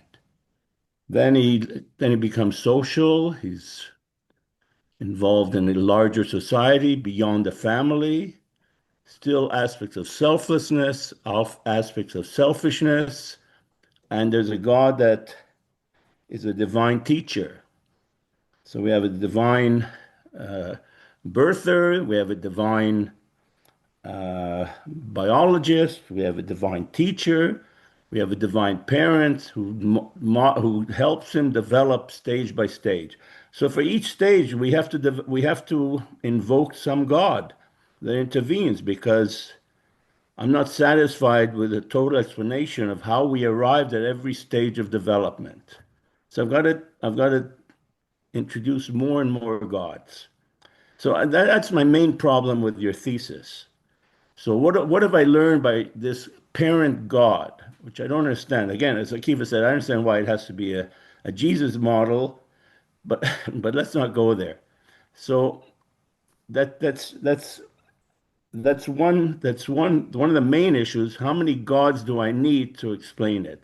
So why is it always when I don't have a proper answer, I don't have all the necessary information, my default answer is God, which is a non-answer. It doesn't take us one step further. So, how do you address that you chose one question that interests you, how we become selfless, that we need a God to explain that God, the selfless, the divine giver, whatever you want to call it. And I mean, aside from the fact that I don't know what selfish means, I don't even know what that concept means. I know that I'm selfish in some ways and I'm very giving in other ways. I mean, it's a continuum. And case by case, we have to analyze whether it's a selfish mode or an unselfish mode. I don't know. Half the things I'm involved in are partly selfless and partly selfish. So I guess two questions. Does the word selfish help us understand anything? Are we employing it in the right way? Number one. Number two, how many gods do I need to further understand human development and where we're at? Yeah, Daniel, thanks for that. Yeah, is it one God or many? And could it be a different God at each different stage of human development? I mean, I couldn't possibly answer that question. The only thing I'm going by is the actual intervention to spiritual intervention, psychological intervention, spiritual intervention, not a physical intervention in any way, to help individual humans to undergo metanoia, which is gradually changed from what I describe as our natural-born selfish state to gradually to a more selfless state. The only thing I observe is the only observable thing here is people changing, people undergoing metanoia. And the first subject of my research is always myself. But then, as I explained, I've had a wide experience of observing in parenting and also in teaching of working with young people. So I've had to deal with my unruly, ornery self, my natural selfish self, which is a daily battle, but lots of other people. But so all I know about, all I can observe, the only evidence I could put forward is of me gradually changing and my observation of others changing, and yes, of humanity changing. As Steven Pinker describes these better angels, humanity gradually becoming less violent, and so on. That's what I observe. As to the nature of this God, the only things I could say about this this hypothetical God is that they exist independently of this universe we're in at the moment, and they are outside of it, only because they are clearly can't be seen anywhere, and I've got no evidence of their intervention in any way. I can put forward zero evidence of their intervention in any way, other than to provide the spiritual teaching, help, assistance for individual humans to undergo metanoia. So that's why I say a hypothetical God. Now, the connection with Jesus is that I see, and you'll see it in the book, I see this amazing thing in the teachings and sayings of Jesus. And by the way, not in most of Christianity, but in the sayings and teachings of Jesus, I see this amazing picture of God and this amazing focus on metanoia, on teaching and learning selflessness. But yeah, it could be, I could say nothing else about God other than they appear to be a divine parent. There appears to be a divine parent outside of the universe, outside of humanity, who intervenes and probably constantly in human life to nurture, to assist in this metanoia process for humanity. Well, I don't see how introducing a divine parent helps you understand one iota. It's just naming the phenomena and saying, you know what, I don't know what else to do with it other than postulate something that I can't explain or can't define. So I have difficulty with that. But let me ask you another question. Let me push you a little bit. You keep referring to chapter 3. Give us one or two samples of chapter 3 that argue incontrovertibly that there must be a divine parent, because really that you've referred to it and you're being selfish by not sharing with us what chapter 3 entails. So please be selfless. Far from me to be selfish at this point. Thank you, Daniel. But I actually have shared quite a bit of the chapter 3 in the talk and in a couple of the answers I've given. And that is what I talked about with the Big Bang 13.6 billion years ago. The universe appears to be a living thing, a living organism. You've got the formation of organized structures at all levels of the universe, from the subatomic to the intergalactic, with organic life somewhere in the middle. So to me, and as I said several times, very circumstantial evidence, because or the most we could say, and certainly how I express it in the book, is that the universe, that there appears to be a divine parent of a completely unknown source, nature, who gives birth to the universe itself, therefore is clearly exists independently outside the universe, and the only thing I could, so it's purely circumstantial evidence at that point. And if that's all there was, then forget about it. It would be largely irrelevant to anything. It'd be a purely hypothetical God, which wouldn't explain anything, except it might help us to get rid of the old creator God. And good riddance to that God in the first place.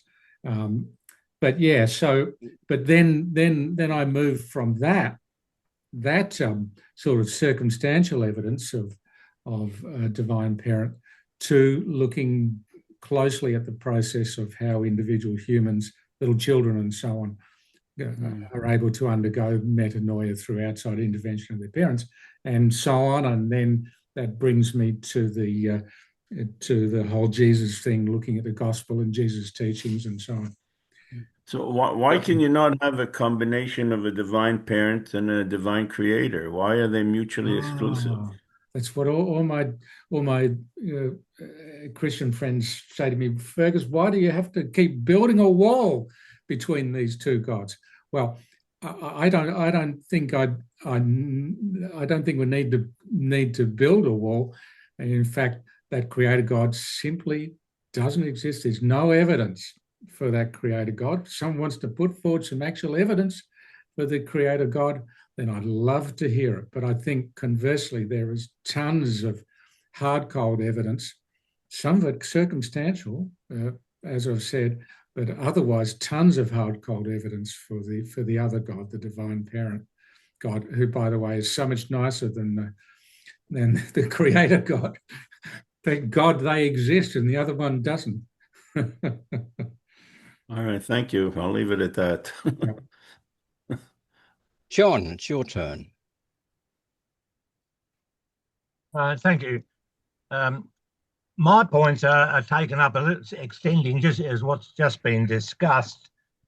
During the 1970s, I was able to do a course at University of Melbourne in the Middle Eastern Studies. And of course, that was very much involved studying the concepts of religions in the Mesopotamian context, the Akkadian, Babylonian, and the later Hebrew, Israelite. And I found there that basically there were two issues that were involved. One was the divided concept where you had these gods that were symbolic. But then if you analyze them, you find that they go back to an original substance. And so they were purely concepts, understood as purely concepts, representing something. And then what was the something? Well, then you soon find out that An was representing the visible sky, Enlil, the storms in the air, Enki was representing the waters and the Apsu. And so you were always in touch with the original substance. And so it wasn't just a pure, dry, theoretical, abstract sort of study of concepts. It was dealing with the universe as it is and the Mesopotamian representation of it through their symbols. And so you had this divided concept of the symbol going back to the substance. And I found that was always extremely interesting. But then there was the other issue of the dualistic concepts. And that's quite fascinating because they found that Enlil, as the god of thunder and lightning and air, was in fact in opposition to Enki, who was a calm, caring, concerned deity. And when they developed their flood story, it was it included the two of them. You had Enlil, who was sick of the humans making all the noise and disturbing his rest. And so he said, I'm going to wipe out humanity. I'm going to create a flood. And Enki came along and said, hang on, you know, these humans, they're not all bad. And so he went and told the local hero, Atrahasis or Utnapishtim or Zeus Udra, whoever it was in the particular flood story that was told in Babylon, that they should convert their reed hut into a raft or a top of an ark and take their animals with them so that they could be preserved. And so there you had the dualistic concept. Of course, the Hebrews later on, who had been involved in this in their ancestry, after Abraham, if he existed, but anyway, after Abraham, they said they gave up the gods of the of Mesopotamia. It says that in Joshua 24. There's a verse there where they say, oh no, we're now all for Yahweh. But in fact, they hung on to both of them. They kept the practices of Enlil and Enki. And so they had this conflict in God. And when their flood story came along, their one God had to, first of all, impose a flood. And then he had to come along and say, oh no, we'll be easy on Noah.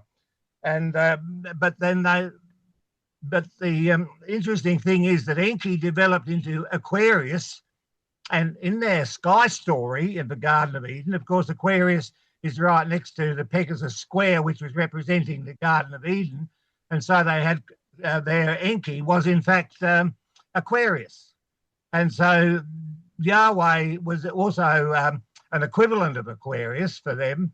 And so you've got this wonderful mixture of concepts. So I'm just wanted to point another dimension that you can study this in the sense of trying to understand it rather than trying to explain everything by it.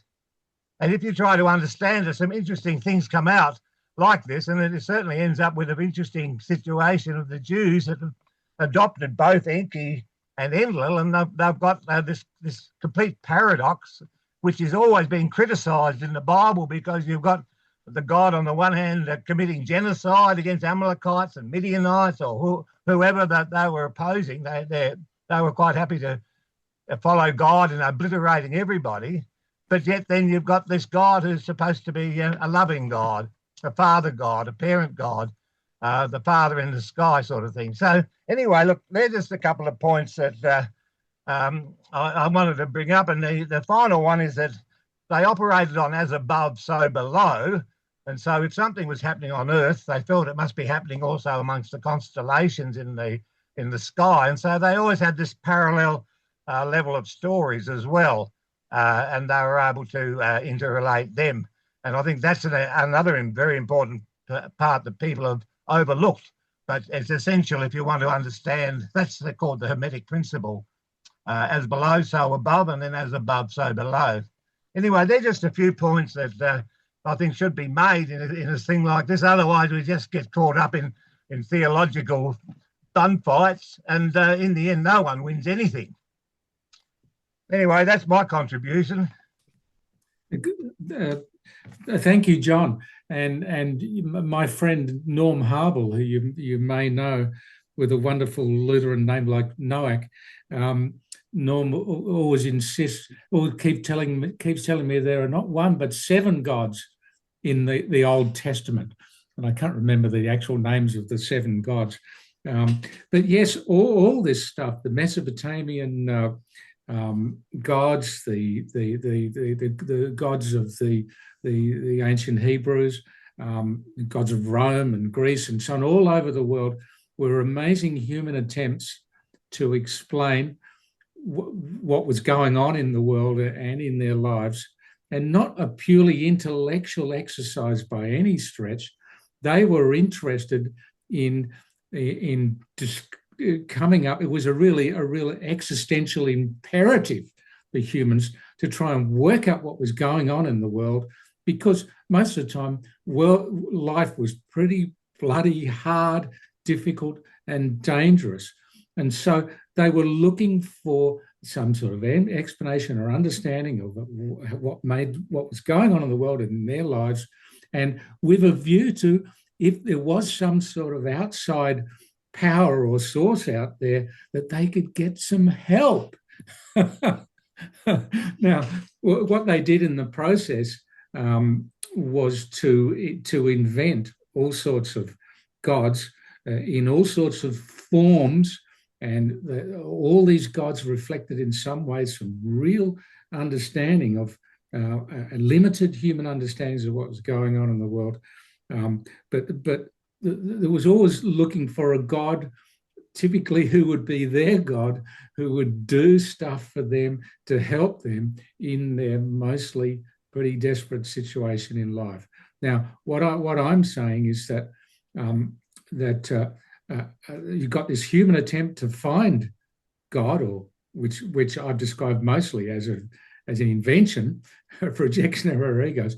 But at the same time, it appears there was all along, has been all along, a real God out there who was trying to get through to help. And as I said, the one and only thing that I can find evidence on of God actually helping humans is in the selfless love teaching, in downloading metanoia, helping us to learn how to cooperate selflessly together, because that is really the key to survival, not just a key to a happy and fulfilling individual life, but the key to human survival. So all the other things we look to God for historically, to provide our daily bread, to judge our enemies, people who hurt us and punish them, to heal us when we're sick, all those other things, I just simply cannot find any evidence that God ever, the gods who we imagine might do that actually did it. But as I say, I believe that in these amazing human efforts, an amazing respect to them, and it was a human imperative necessity. It wasn't a purely intellectual exercise to make up all these crazy gods. It was real live human beings desperately trying to work out what was going on so they could get some outside help in their lives. Real rubber hits the road stuff. Yeah, I think that's important because usually their myths were actually in parallel with their living, their existential living, and the issues are very much either their outer issues, weather, climate, or whatever, floods, or inner human condition, and their feelings, and so the myths are enabled them to explore these aspects that were really real substances in their living and their lives. And so we was more concerned about understanding it rather than, trying to explain it all and whatnot. What I've said here has certainly made a lot of sense to me in dealing with all the dozens and dozens of deities that we were confronted with in the Middle Eastern studies. As you can imagine, if there were 7 or whatever in the Bible, there were just dozens and dozens of them elsewhere as well. Thank you, John. Rishik, go ahead. Hello, hi. Antonio, really good talk so far, and people over here are at least decades older than me, and I really appreciate being in this space right now. And I'm a Hindu. I'm from India, recently moved to Melbourne, Australia, and you mentioned that you accept evolution and we are evolved. And so as like any other species all over the world, we do have collaboration, we do have a social conduct and empathy, because no one really, ants, or if you just state as ants as an example, ants never really in their life went to a concept called religion or God, but they do have a social conduct. They work as people, they work in groups, and they contribute to each other. And just as that way, or any other animal, if you see elephants are living as herds or any other thing, which they did not need a religion or God to teach them that. It's a more like a empathy or collaboration or selflessness is equivalently the evolutionary instincts which we are born with and we've learned with over the time. And early humans have lived in tribes, and stating that they took care of each other. They had the selflessness which is involved for the tribe. And it just over the time when human race is developing, you just have to establish the brotherhood and expand the tribe and expand the concept of family to a larger set. And that's where the religion actually came in point, is what I feel, because we need more people to work for the similar goal, for the same goal, and we want everyone to be live in peace and harmony. That's where the religion stepped in to expand that to a larger set of audience, larger set of people. It never really God or religion or everything is an abstract topic which we really don't need it. But as a human brain, we are more fascinated of the abstract things. Now, if we're more interested in movies, we're more interested in religion, we're more interested in talking about something which we do not see, is because it's naturally so fascinating and intriguing to talk and to feel that we cannot feel in real life. And that's why the entertainment, we all need entertainment, and God and the other concepts which are more involved to be an entertainment point of view or a common interest where you talk about in a club or to talk with people. And it's more like the thing which we do not need. And if we establish the fact that all the species around the world have the selflessness and the collaborative effort and the ability to take care of a other person and move in tribes, and I don't really feel that there was a divine intervention coming in and someone actually saying that to this, or do follow, live selflessness and learn selflessness or something. So it's more that way. And I feel if you accept evolution, and if you do accept that thing, and I really don't see a need why there's a divine intervention happening, and why is there a God, a divine God, which is different from creative God, because you denied the fact that the God created. So it's more like, and it also, like, we tend to find we want answers for everything, and we want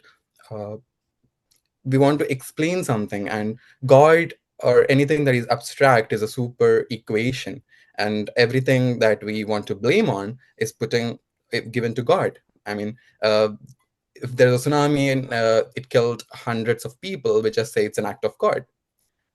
We just say something very benevolent happening in society, and we say it's act of God or something.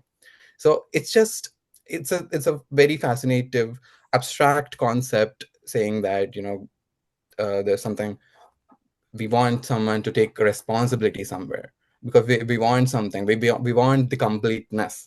A human brain want completeness. It cannot accept the unfinished pieces.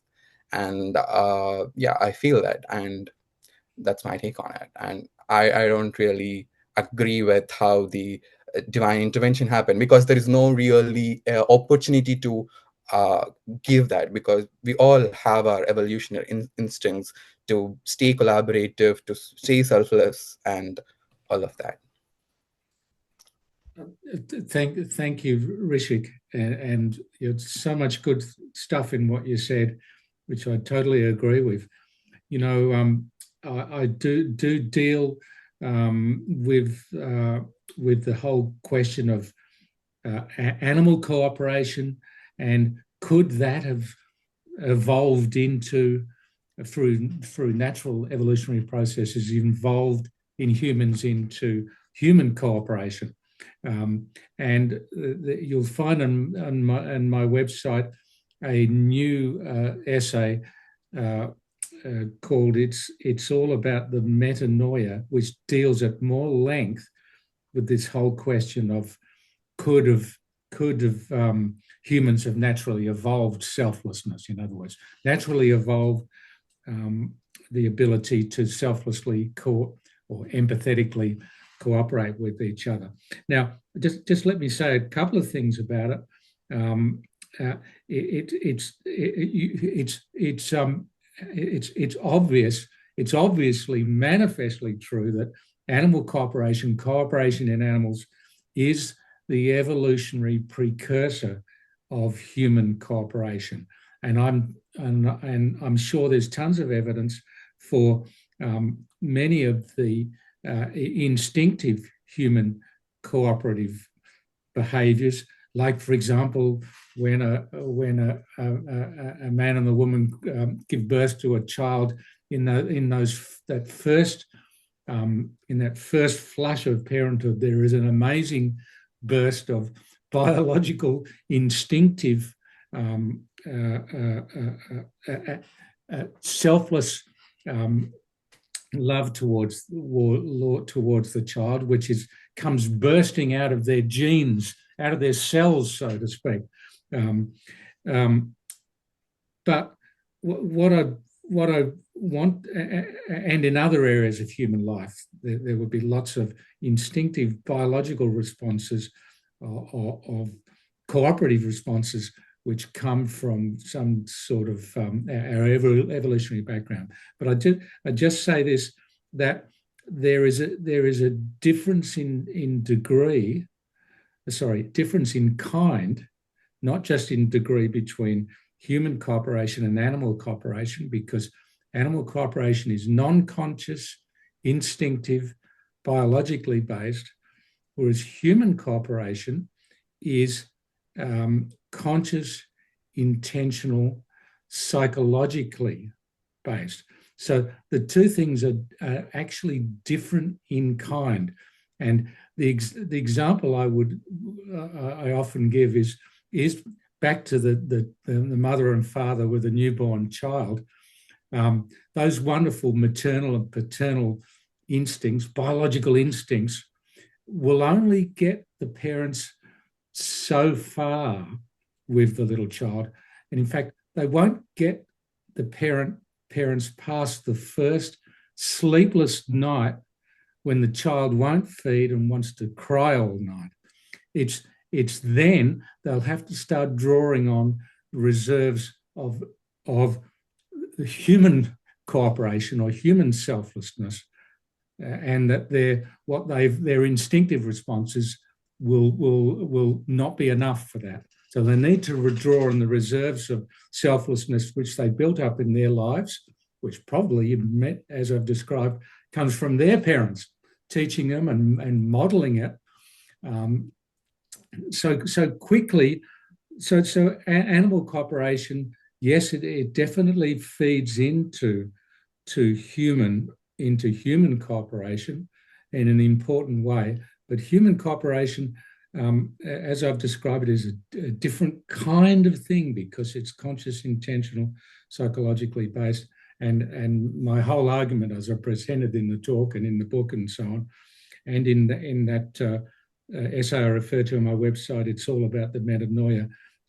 Human cooperation does seem to need this outside intervention source, of which the gods of all shapes and sizes throughout the world of historical religion are, so to speak, precursors of, or shadows of, or glimpses of the real God that I believe the evidence shows must exist out there, the divine parent. Sorry, that was a long-winded answer. Hope it made sense.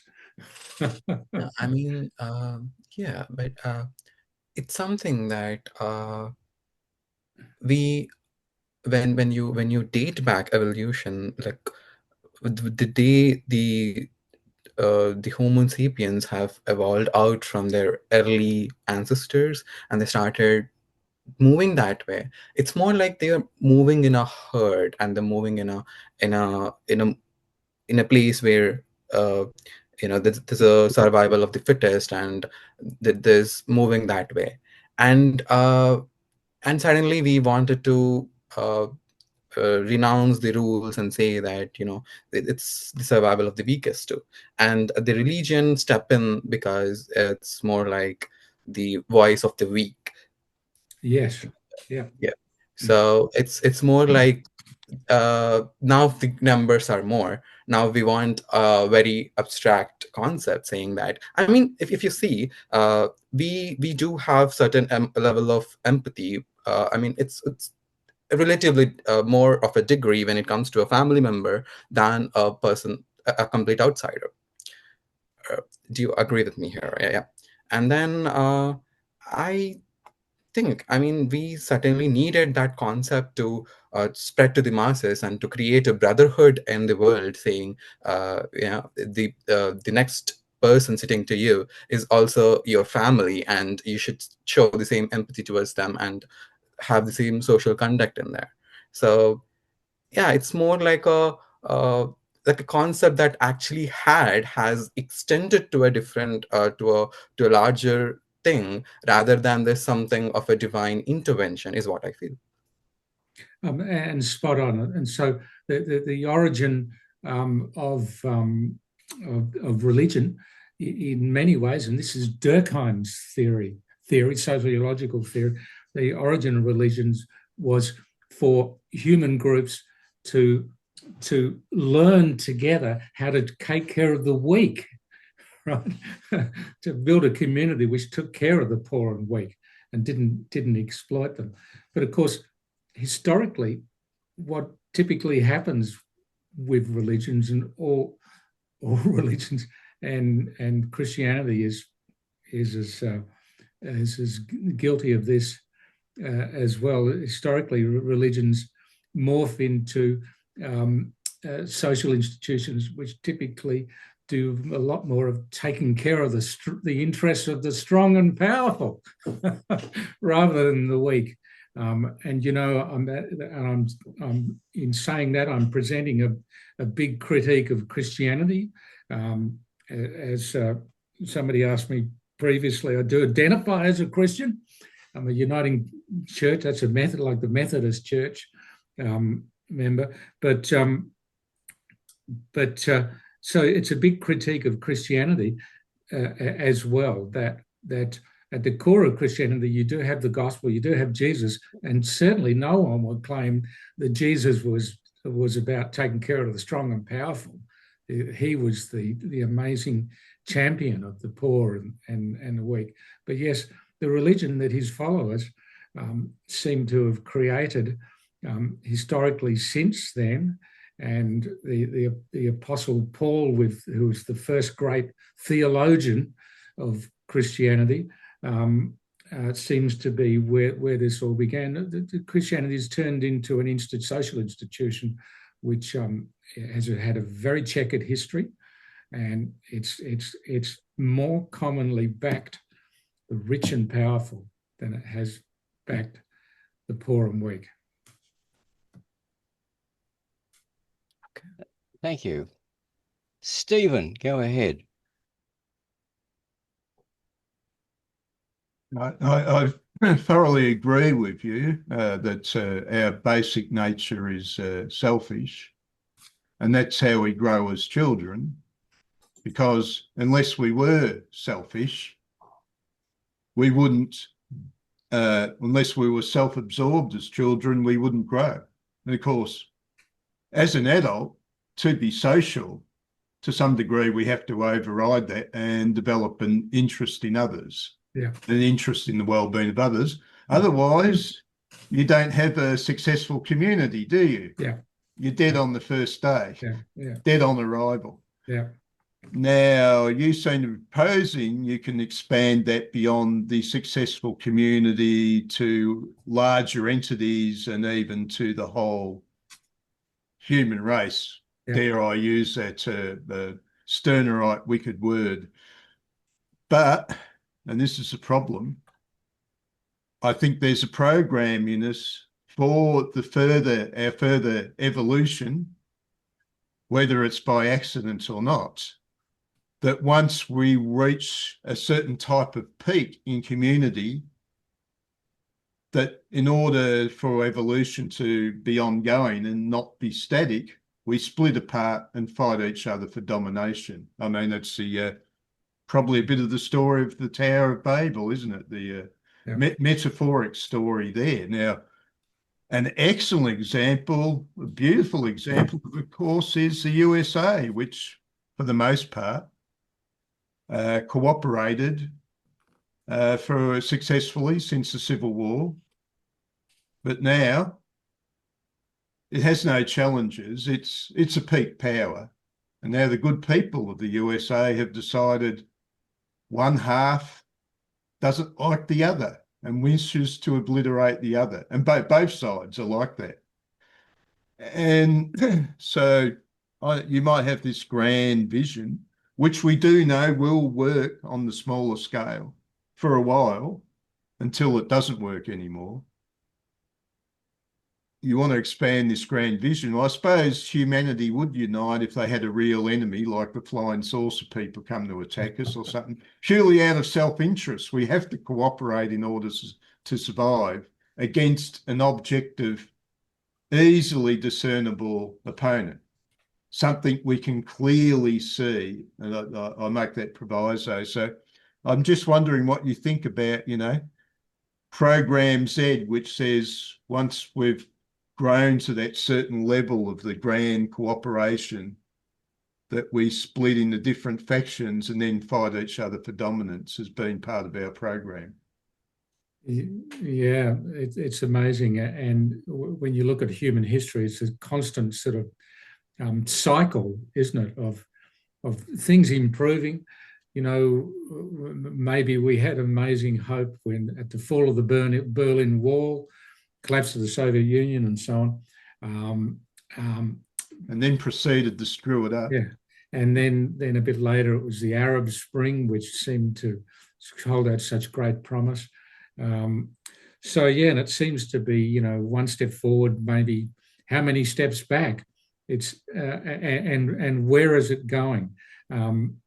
Is there underlying all the stuff on the surface level, which, by the way, may not merely be on the surface? And, you know, humanity, as I've said, is, you know, that there's some perils out there at the moment of completely destroying ourselves, making ourselves extinct. So it's not just on the surface, but is it true? I think someone like a Steven Pinker or a Matt Ridley would say that underlying this surface, I don't mean call it noise, that would be too much of an understatement. Underlying this surface cycling back and forth is humanity as a whole generally on the improve, becoming more selfless. The word I used was more democratic. The word we used was democratic, and connected those two things. Human groups setting aside their self-interest in the favour of the common good of all. So someone like a Steven Pinker or a Matt Ridley would probably say, yes, humans are gradually improving, but will we improve quickly enough to get through the current poly crisis? You know, it's the $64,000 question. I'm certainly in the Steven Pinker and the Matt Ridley camp, except that I think to actually keep improving, and the fact that we have gradually improved, in my view, in my view, we humans cannot do it on our own. That there is this necessity for the outside intervention, and because at the deepest level, we need to have a faith, belief, and trust in something beyond ourselves, beyond our individual and collective humanity, to get us over the hump. You know, because it requires an amazing faith to let go of your self-interest, even just for a moment, in favour of anyone else or another. It's you know, you see it you try and teach little children to do it.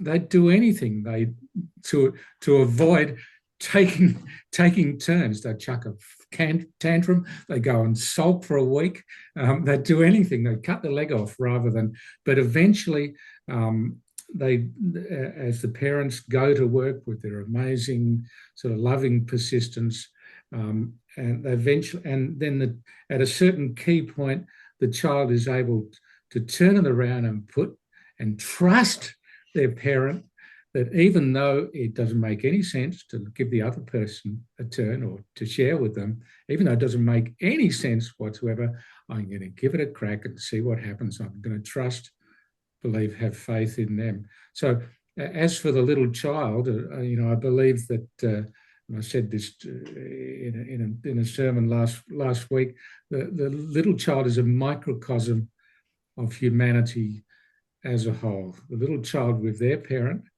intervening to teach them how to let go, and then the humanity as a whole with their parent, the divine parent.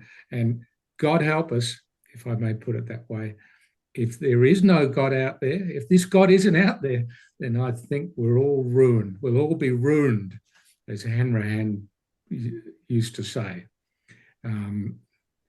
Yeah, so Oh, you have to fill me in on this Saviour. This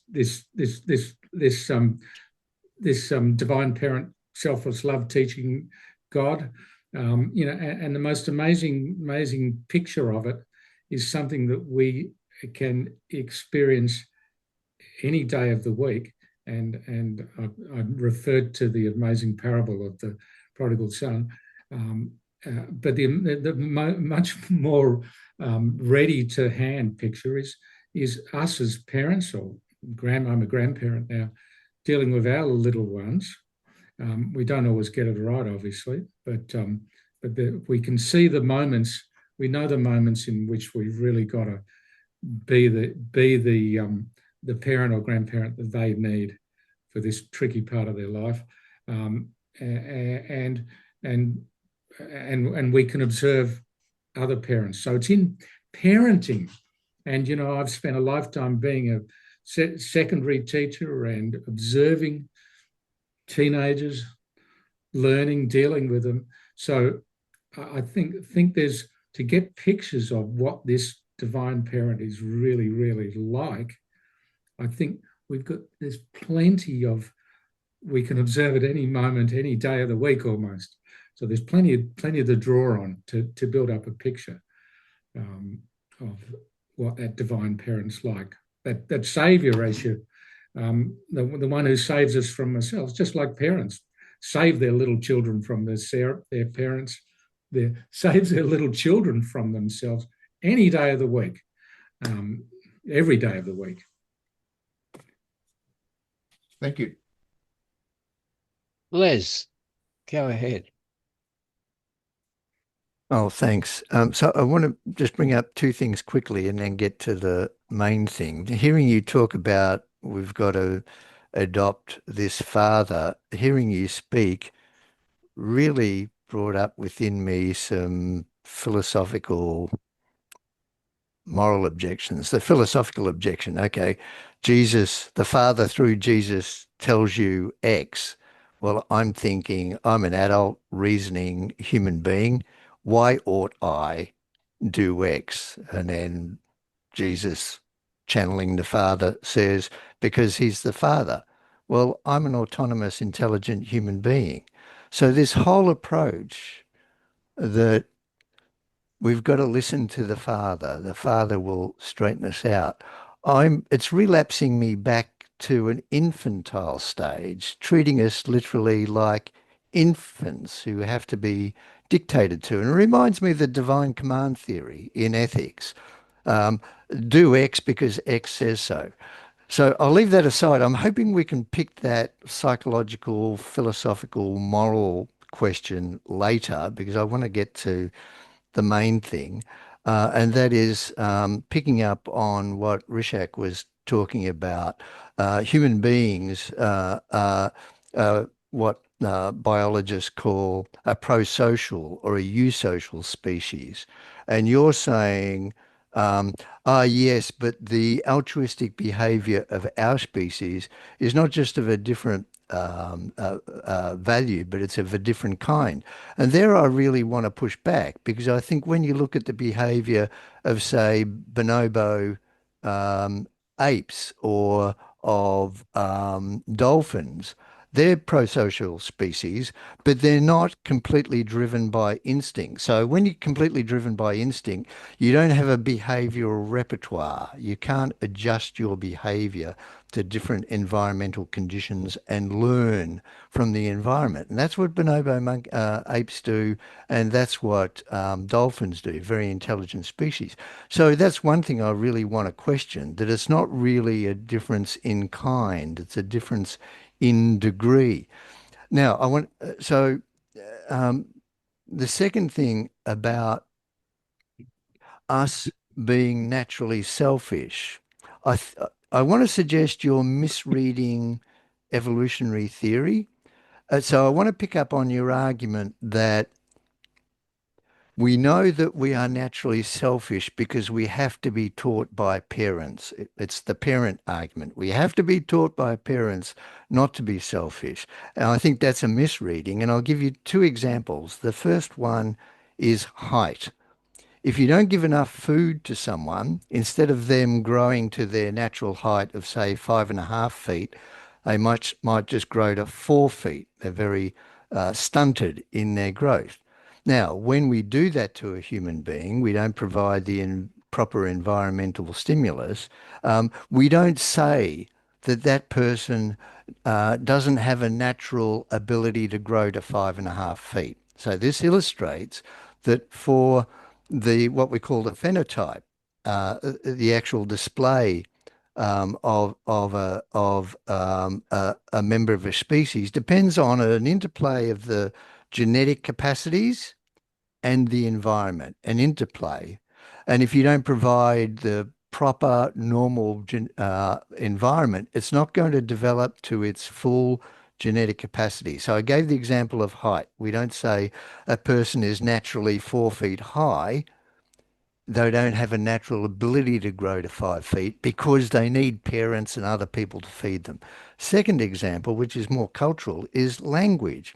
Human beings have a genetic capacity, an innate capacity to speak in a language. Now, if you take a child and don't teach it a language, it will only be able to babble, literally. So we don't say that people speaking a language is not a natural phenomenon. It is a natural phenomenon, but it depends on the proper environmental stimulus. So illustrating again that the way a being or the way a member of a species displays their behavior is once again a combination of the innate genetic capacity to grow to a certain height, to develop language, and I'm saying here to act altruistically, is a function of their innate capacity, their genes, and the interaction with a normal environment. So with those two examples, that's why I'm rejecting your father argument that because we need fathers or parents to teach us to behave selflessly, therefore it's not innate. Wow, amazing things you said there, Les, and I'd love to have a longer conversation with you and pick your brains about all sorts of stuff that really interest me. Just firstly, the divine parent I'm talking about is, I would agree, of the order of an outside environmental stimulus in human life. Every bit as necessary to make some natural propensity for learning selflessness that we might now be born with actually grow so that we can actually learn every bit as essential as the sort of the physical environmental stimulus of being fed and clothed and sheltered helps children to physically develop to the height that they might have their genetic propensity to get to.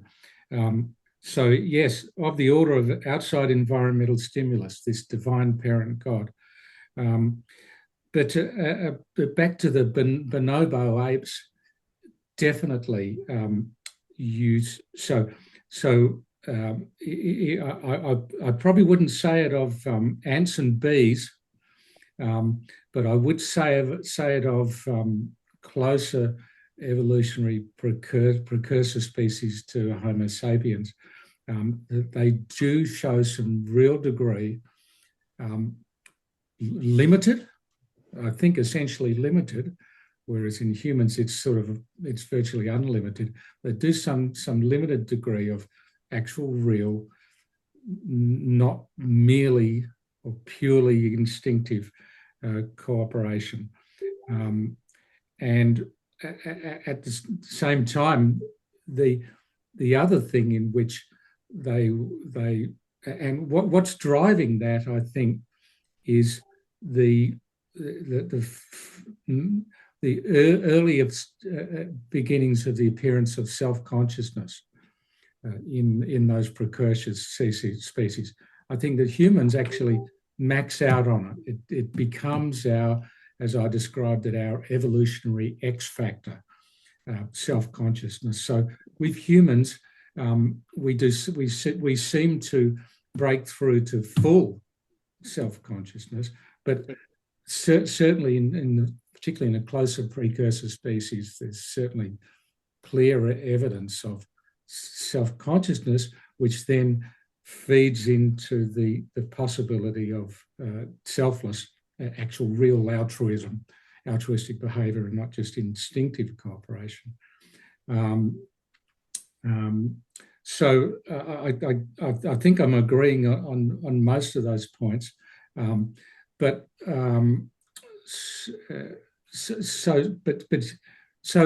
what is partial? So on one hand, it is a continuum. There's a continuum, and it's a continuum from long before ants and bees and animals and plants to even earlier organisms, because any individual organism has an amazing cooperation of parts. Biological cooperation, cells, the whole cell structure of organisms is an amazing cooperative effort. So I believe on one hand, there's definitely an obvious continuum, but when you look closely at it, I think you'd find, and I think evolutionary biologists agree, that this is, when you look closer and closer at this, it's actually a discontinuum.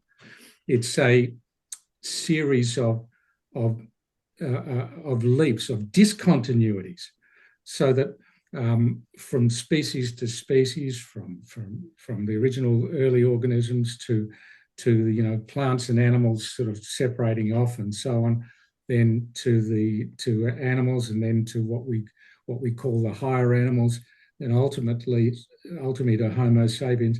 It is when you look closely at it, a discontinuum. There is a leap, so that this it might have been a tiny leap with Homo sapiens. Neanderthals, which eventually died out, and which some of us at least have got Neanderthal DNA in us.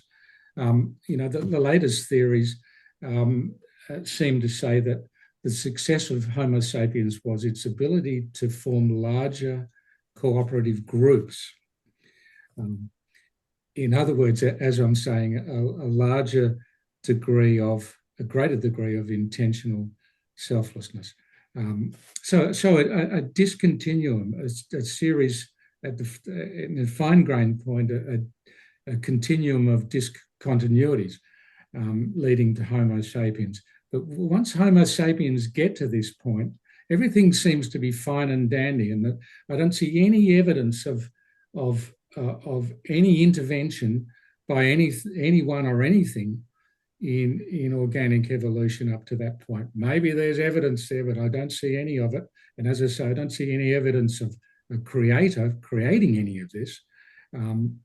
But once we get to Homo sapiens, something radically changes, and surely it's manifestly true that humans seem to have this evolutionary X factor edge, which has got us where we are today, undisputed kings of the jungle ruling the world, certainly for better or for worse, and now in danger of destroying the whole planet.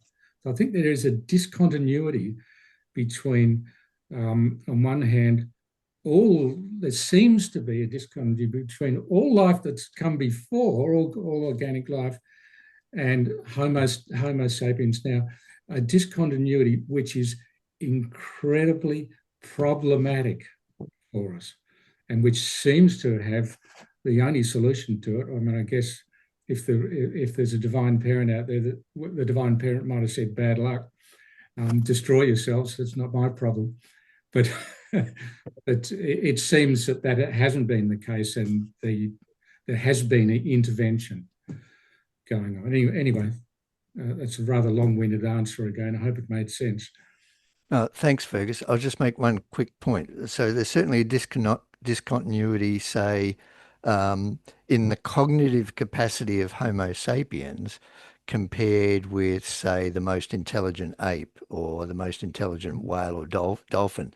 There's certainly a discontinuity there, But that's a discontinuity that's not a problem at all for naturalist evolutionary theory. And I would think that there's no discontinuity there. Oh, so the other big discontinuity, of course, is the capacity for language.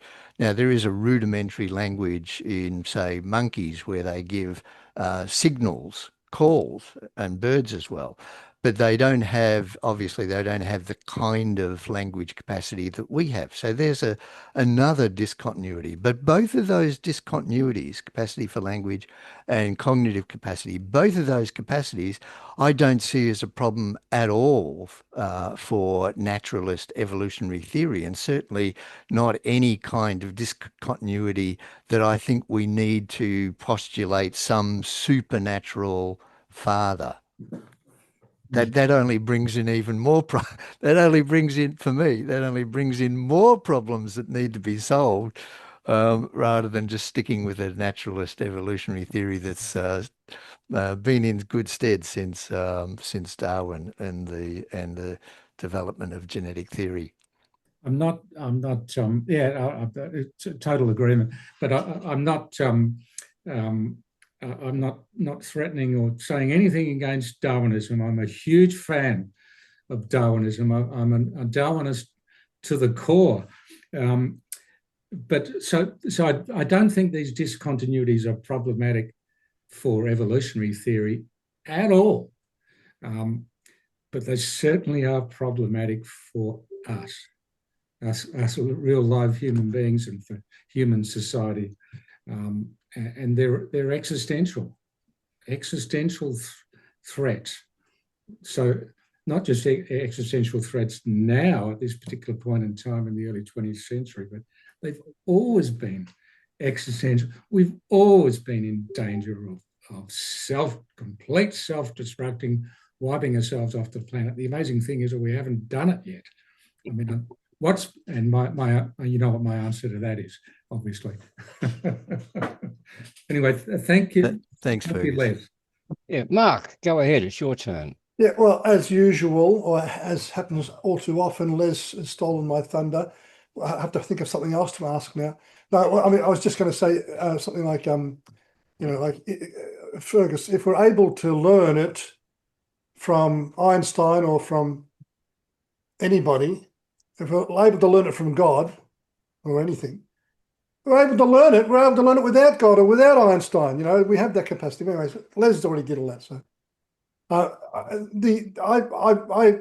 I'm sort of trying to resonate with you, Fergus, because I am very sympathetic to the notion that people will gravitate to a religious frame of mind, or perhaps not a religious frame of mind, but a spiritual frame of mind, because A, reality, and B, consciousness and ourselves, our own existence, sufficiently miraculous or fantastical or mysterious to warrant the kinds of nonsense that follows thereafter in the form of religions and such like. But to make it more simple, the idea of, well, angels and demons, goblins and gods, yeah, of course, angels and demons and goblins and gods, of course. Now, what about the real goblins and the real angels and the real demons and the real gods? Well, that's just something that you haven't, in my view, much justified. I want to say that because, I mean, I think that this mysterious, and it is mysterious, and it's glorious, and maybe it's right to say that Lady Luck is a real person, or that the Grim Reaper is a guy who's coming at you with a scythe, or maybe it's okay to say that, gods and demons, maybe it's okay to do that because what else are you going to do? Luck is a real thing. It really, some people are lucky. No, they're not. Things just happen, and we designate them. That was lucky. That was not lucky. Ugly, attractive, whatever, So anyway, I just think that I want to say to you this, and that is that everyone else takes a long time. I shouldn't feel guilty about talking too long. But anyway, I think that an explanation for how it is that we have this really wonderful thing of empathy for one another is because of what happens when infants, we're sort of selfish, yeah. But as time goes on, we recognize ourselves in other people. We become what we do as a result of other people being themselves around. Our identity is made of other human beings, and that is a gradual process. And we recognize ourselves in other people. We do. Well, we speak the same language, let's say, and other stuff. We feel the same feelings. Whatever else it might be. More so as we mature. Now, if you recognize yourself in other people, you're going to have care for those other people, aren't you? You're going to have interest in those other people. Interest in other people is the same as self-interest in a sense, in a good sense. So I'm just saying that this is where that miracle comes from. It's not from God, but maybe it is. We can call it God, like we can call a hurricane Allen or something. Okay, let's call it God because it's mysterious. We don't know what it is. We should personify it like Lady Luck. We should. We really should. And people who believe in God with all their hearts are not doing something. Well, it's technically wrong because there is no God, right? But it's perfectly right because there's no other way to treat reality than as if there were a God. You were saying, I want to say this, I have to say this, David. You were saying, Fergus, that let's hope to God that there is a God, because if there's no God, oh boy, I think what you're saying, I hope what you're saying, I'll say it for you, I'll say it for myself, right? That we need to believe in God. People need to believe in God. We have to believe there is a God to believe in, even if there is no God, as there isn't, right? There is no God. God is just a myth, right? But it's a myth that people must believe in order to be, I don't know, civilized or progress or to be, it's not something we can do without. It's indispensable, as are other illusory things like luck. Okay, you get the gist of what I'm saying? Yeah, absolutely. Thank you, Mark. I reckon the proof's in the pudding, and all I can do is say put this God that I'm claiming exists to the test, and as you have probably, and as people have put all the other gods you've described to the test. My claim is that this God will deliver to you one and only one thing, and that's the spiritual help to become a better, more selfless person, to help you undergo metanoia, to really change deep down inside. This God doesn't seem to deliver on any other human requests, in my experience. So I highly recommend to put the God who I'm claiming exists to the test and see what happens. And if you do find you get the spiritual nourishment, the help, the sustenance to become a better, more selfless person, wow, it's a win-win. Stephen, go ahead. I was just going to, point out an observation that's been made that, once the church did prevail, and it had its good points and its bad points. But of course, the church did say to people, don't be so selfish, think of the other. It was part of their training. It wasn't perfect, but there was a positive there. And it was warning, the wealthy don't go around being conspicuous in your wealth, but, respect that others, might get upset if they see you lauding your wealth. Anyway, we've gotten rid of the church. We've established Nietzsche's dream, and the church is on the way out. But the Enlightenment, the humanists thought would arise hasn't arisen. In fact, the exact opposite, because we got rid of the church and now we have the cult of me. The high priests of the cult of me are like the Hollywood elite, stand on stage in their scintillating outfits, congratulating themselves on how wonderful they all are. And every aspect, everything, marketing, everything is selling the me, the you, the I. So, the Enlightenment has now reached the point. This is the ultimate enlightenment, isn't it? When the me becomes God. And I think of no other. That seems to be the message of modern culture. Would you agree with that, Fergus? Well, absolutely. It sounds like you're reading my mind there, Stephen. You could list all sorts of positives, a whole long list of positives of the Christian church and negatives. The positives are all of, as you said, about helping the poor, becoming more selfless, taking care of others, etc., etc. All that sort of Jesus, what I call metanoia stuff about learning to become more selfless. But then you've got this whole long list of negatives of the church. Everything from the historical corruption of the Roman Church to the terrible abuses that have come to light in the 20th century, and the constant tendency of the established churches to side with power and wealth. Everything from the Spanish civil, the fascists, and Franco in the Spanish Civil War, to the Orthodox Patriarch of Moscow being a big Putin backer. So the church has a long list of negatives. And is the church on the way out? That's a great question. It's certainly on the way out in Western countries like Australia, which on the progressive side of the equation, which is the sort of circles I mostly move in. But there's still 3.8 billion card-carrying Christians out there, although a lot of them are in the third world or migrating to first world countries and so on.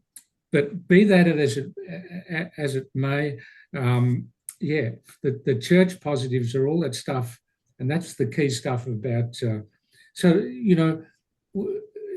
If the church does disappear, well, that might be a good thing.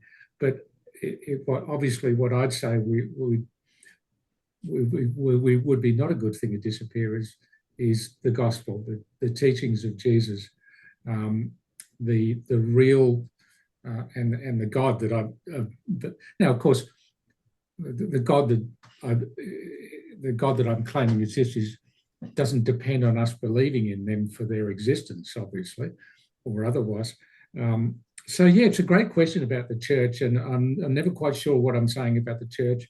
I might some days I might say, yeah, the church is on the way out and good riddance to it. But on the other hand, I am, by the way, a staunch church member, card-carrying member of the Uniting Church, and I lead a Uniting Church organisation. And yes, I go around churches preaching a couple of times a month. Anyway, long-winded answer again. Hope that made sense. Sorry, I'm looking for our convener, David, is it? I think I've got time to take one more question. I've got my wife desperately waiting for me to come and help her with something, with some little grandchildren, in fact. So time for one more question, David. Thanks, before I say, Fergus. Please think about addressing us again at some future date. I will book me in. I'd love to talk to you anytime.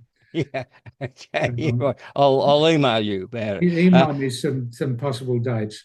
Now, because you want one more, if it's okay with Les and Mark, who've both got their hands up, Munza hasn't spoken yet, so we'll give him a go.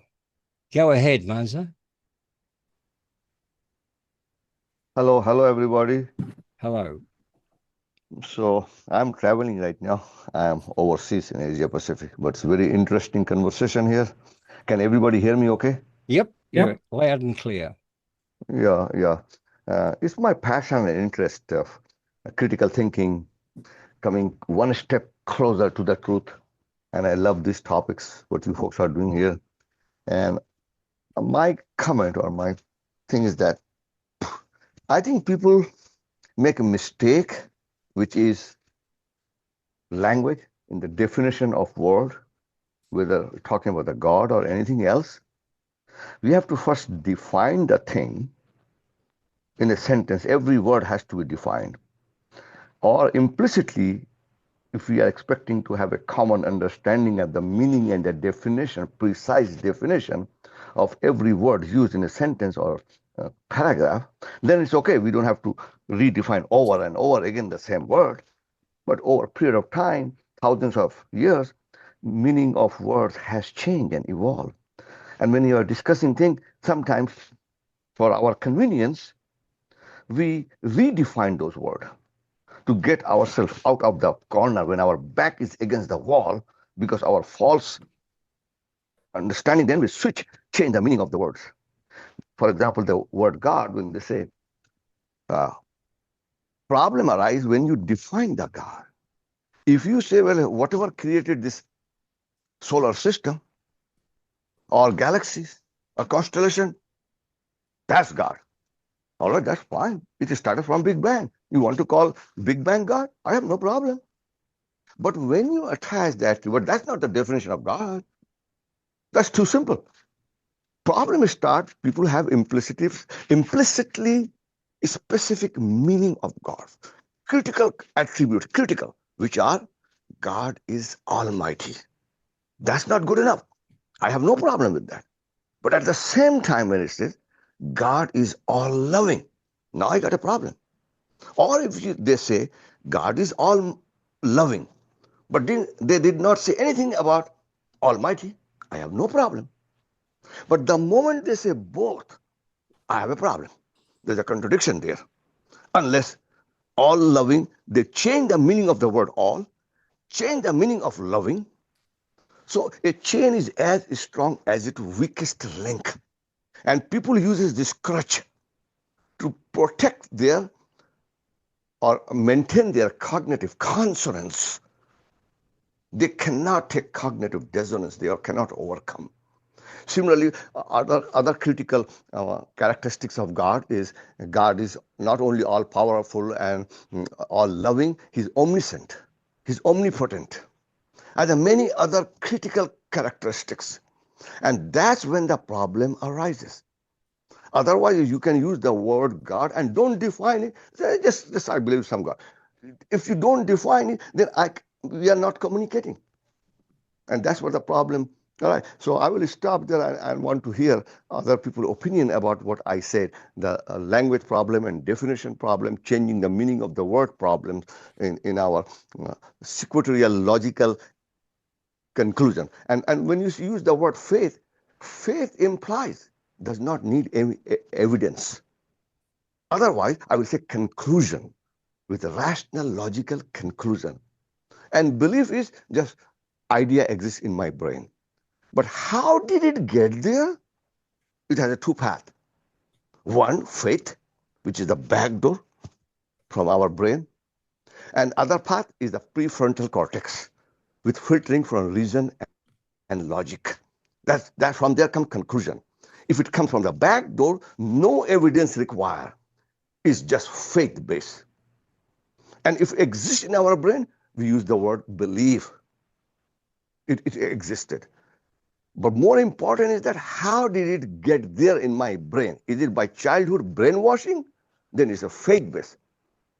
If it's after reasoning and logic understanding coming from prefrontal cortex through front door, then it's conclusion basis. All right, that's all. Thank you. Great. Thank you, Manzura. And thank you for so clearly stating that there's a complete contradiction between God being an almighty creator and God being all loving. I completely agree with that. And by the way, there's also a contradiction between God being all loving and God being omniscient as well. That would be for God to be an all-loving God, to be constantly prying into our thoughts would be not consistent with love any more than it would be for a human parent to want to control their child's life. That's just bad parenting. So I agree with you, Munza. It's a great point. And this is the wall I've referred to a few times that some of my Christian friends accuse me of building between the two gods. I haven't built the wall. The wall's already there. It's a contradiction. God cannot be all loving on one hand and almighty creator, omniscient, omnipotent. The two things just do not go together. And the good news is that in my view, there's zero evidence for the almighty creator, omniscient, omnipotent. And as I say in my book, there's tons of evidence of God being all loving, an amazing selfless love teacher. There's a million other things I'd love to say in response to your question, Munza, and to the other wonderful questions, but I've just run out of time. So if it's okay by you, David, can I say a little farewell? Sure, go ahead. And thank you to everybody for listening. I'm always amazed when people want to listen to me, and I'm very, very gratified and honoured by that. Thank you for your amazing questions. I guess I know most of your questions were statements rather than questions, but that was fine. It's great for everyone to have their viewpoint. I hope some of the things I've said have made some sense to you. Yes, David, I'd love to speak again in this forum. It's been fantastic. I really enjoyed it. But other than that, you might have taken the opportunity to get the QR code to get to my website to find out about the book and how to order it.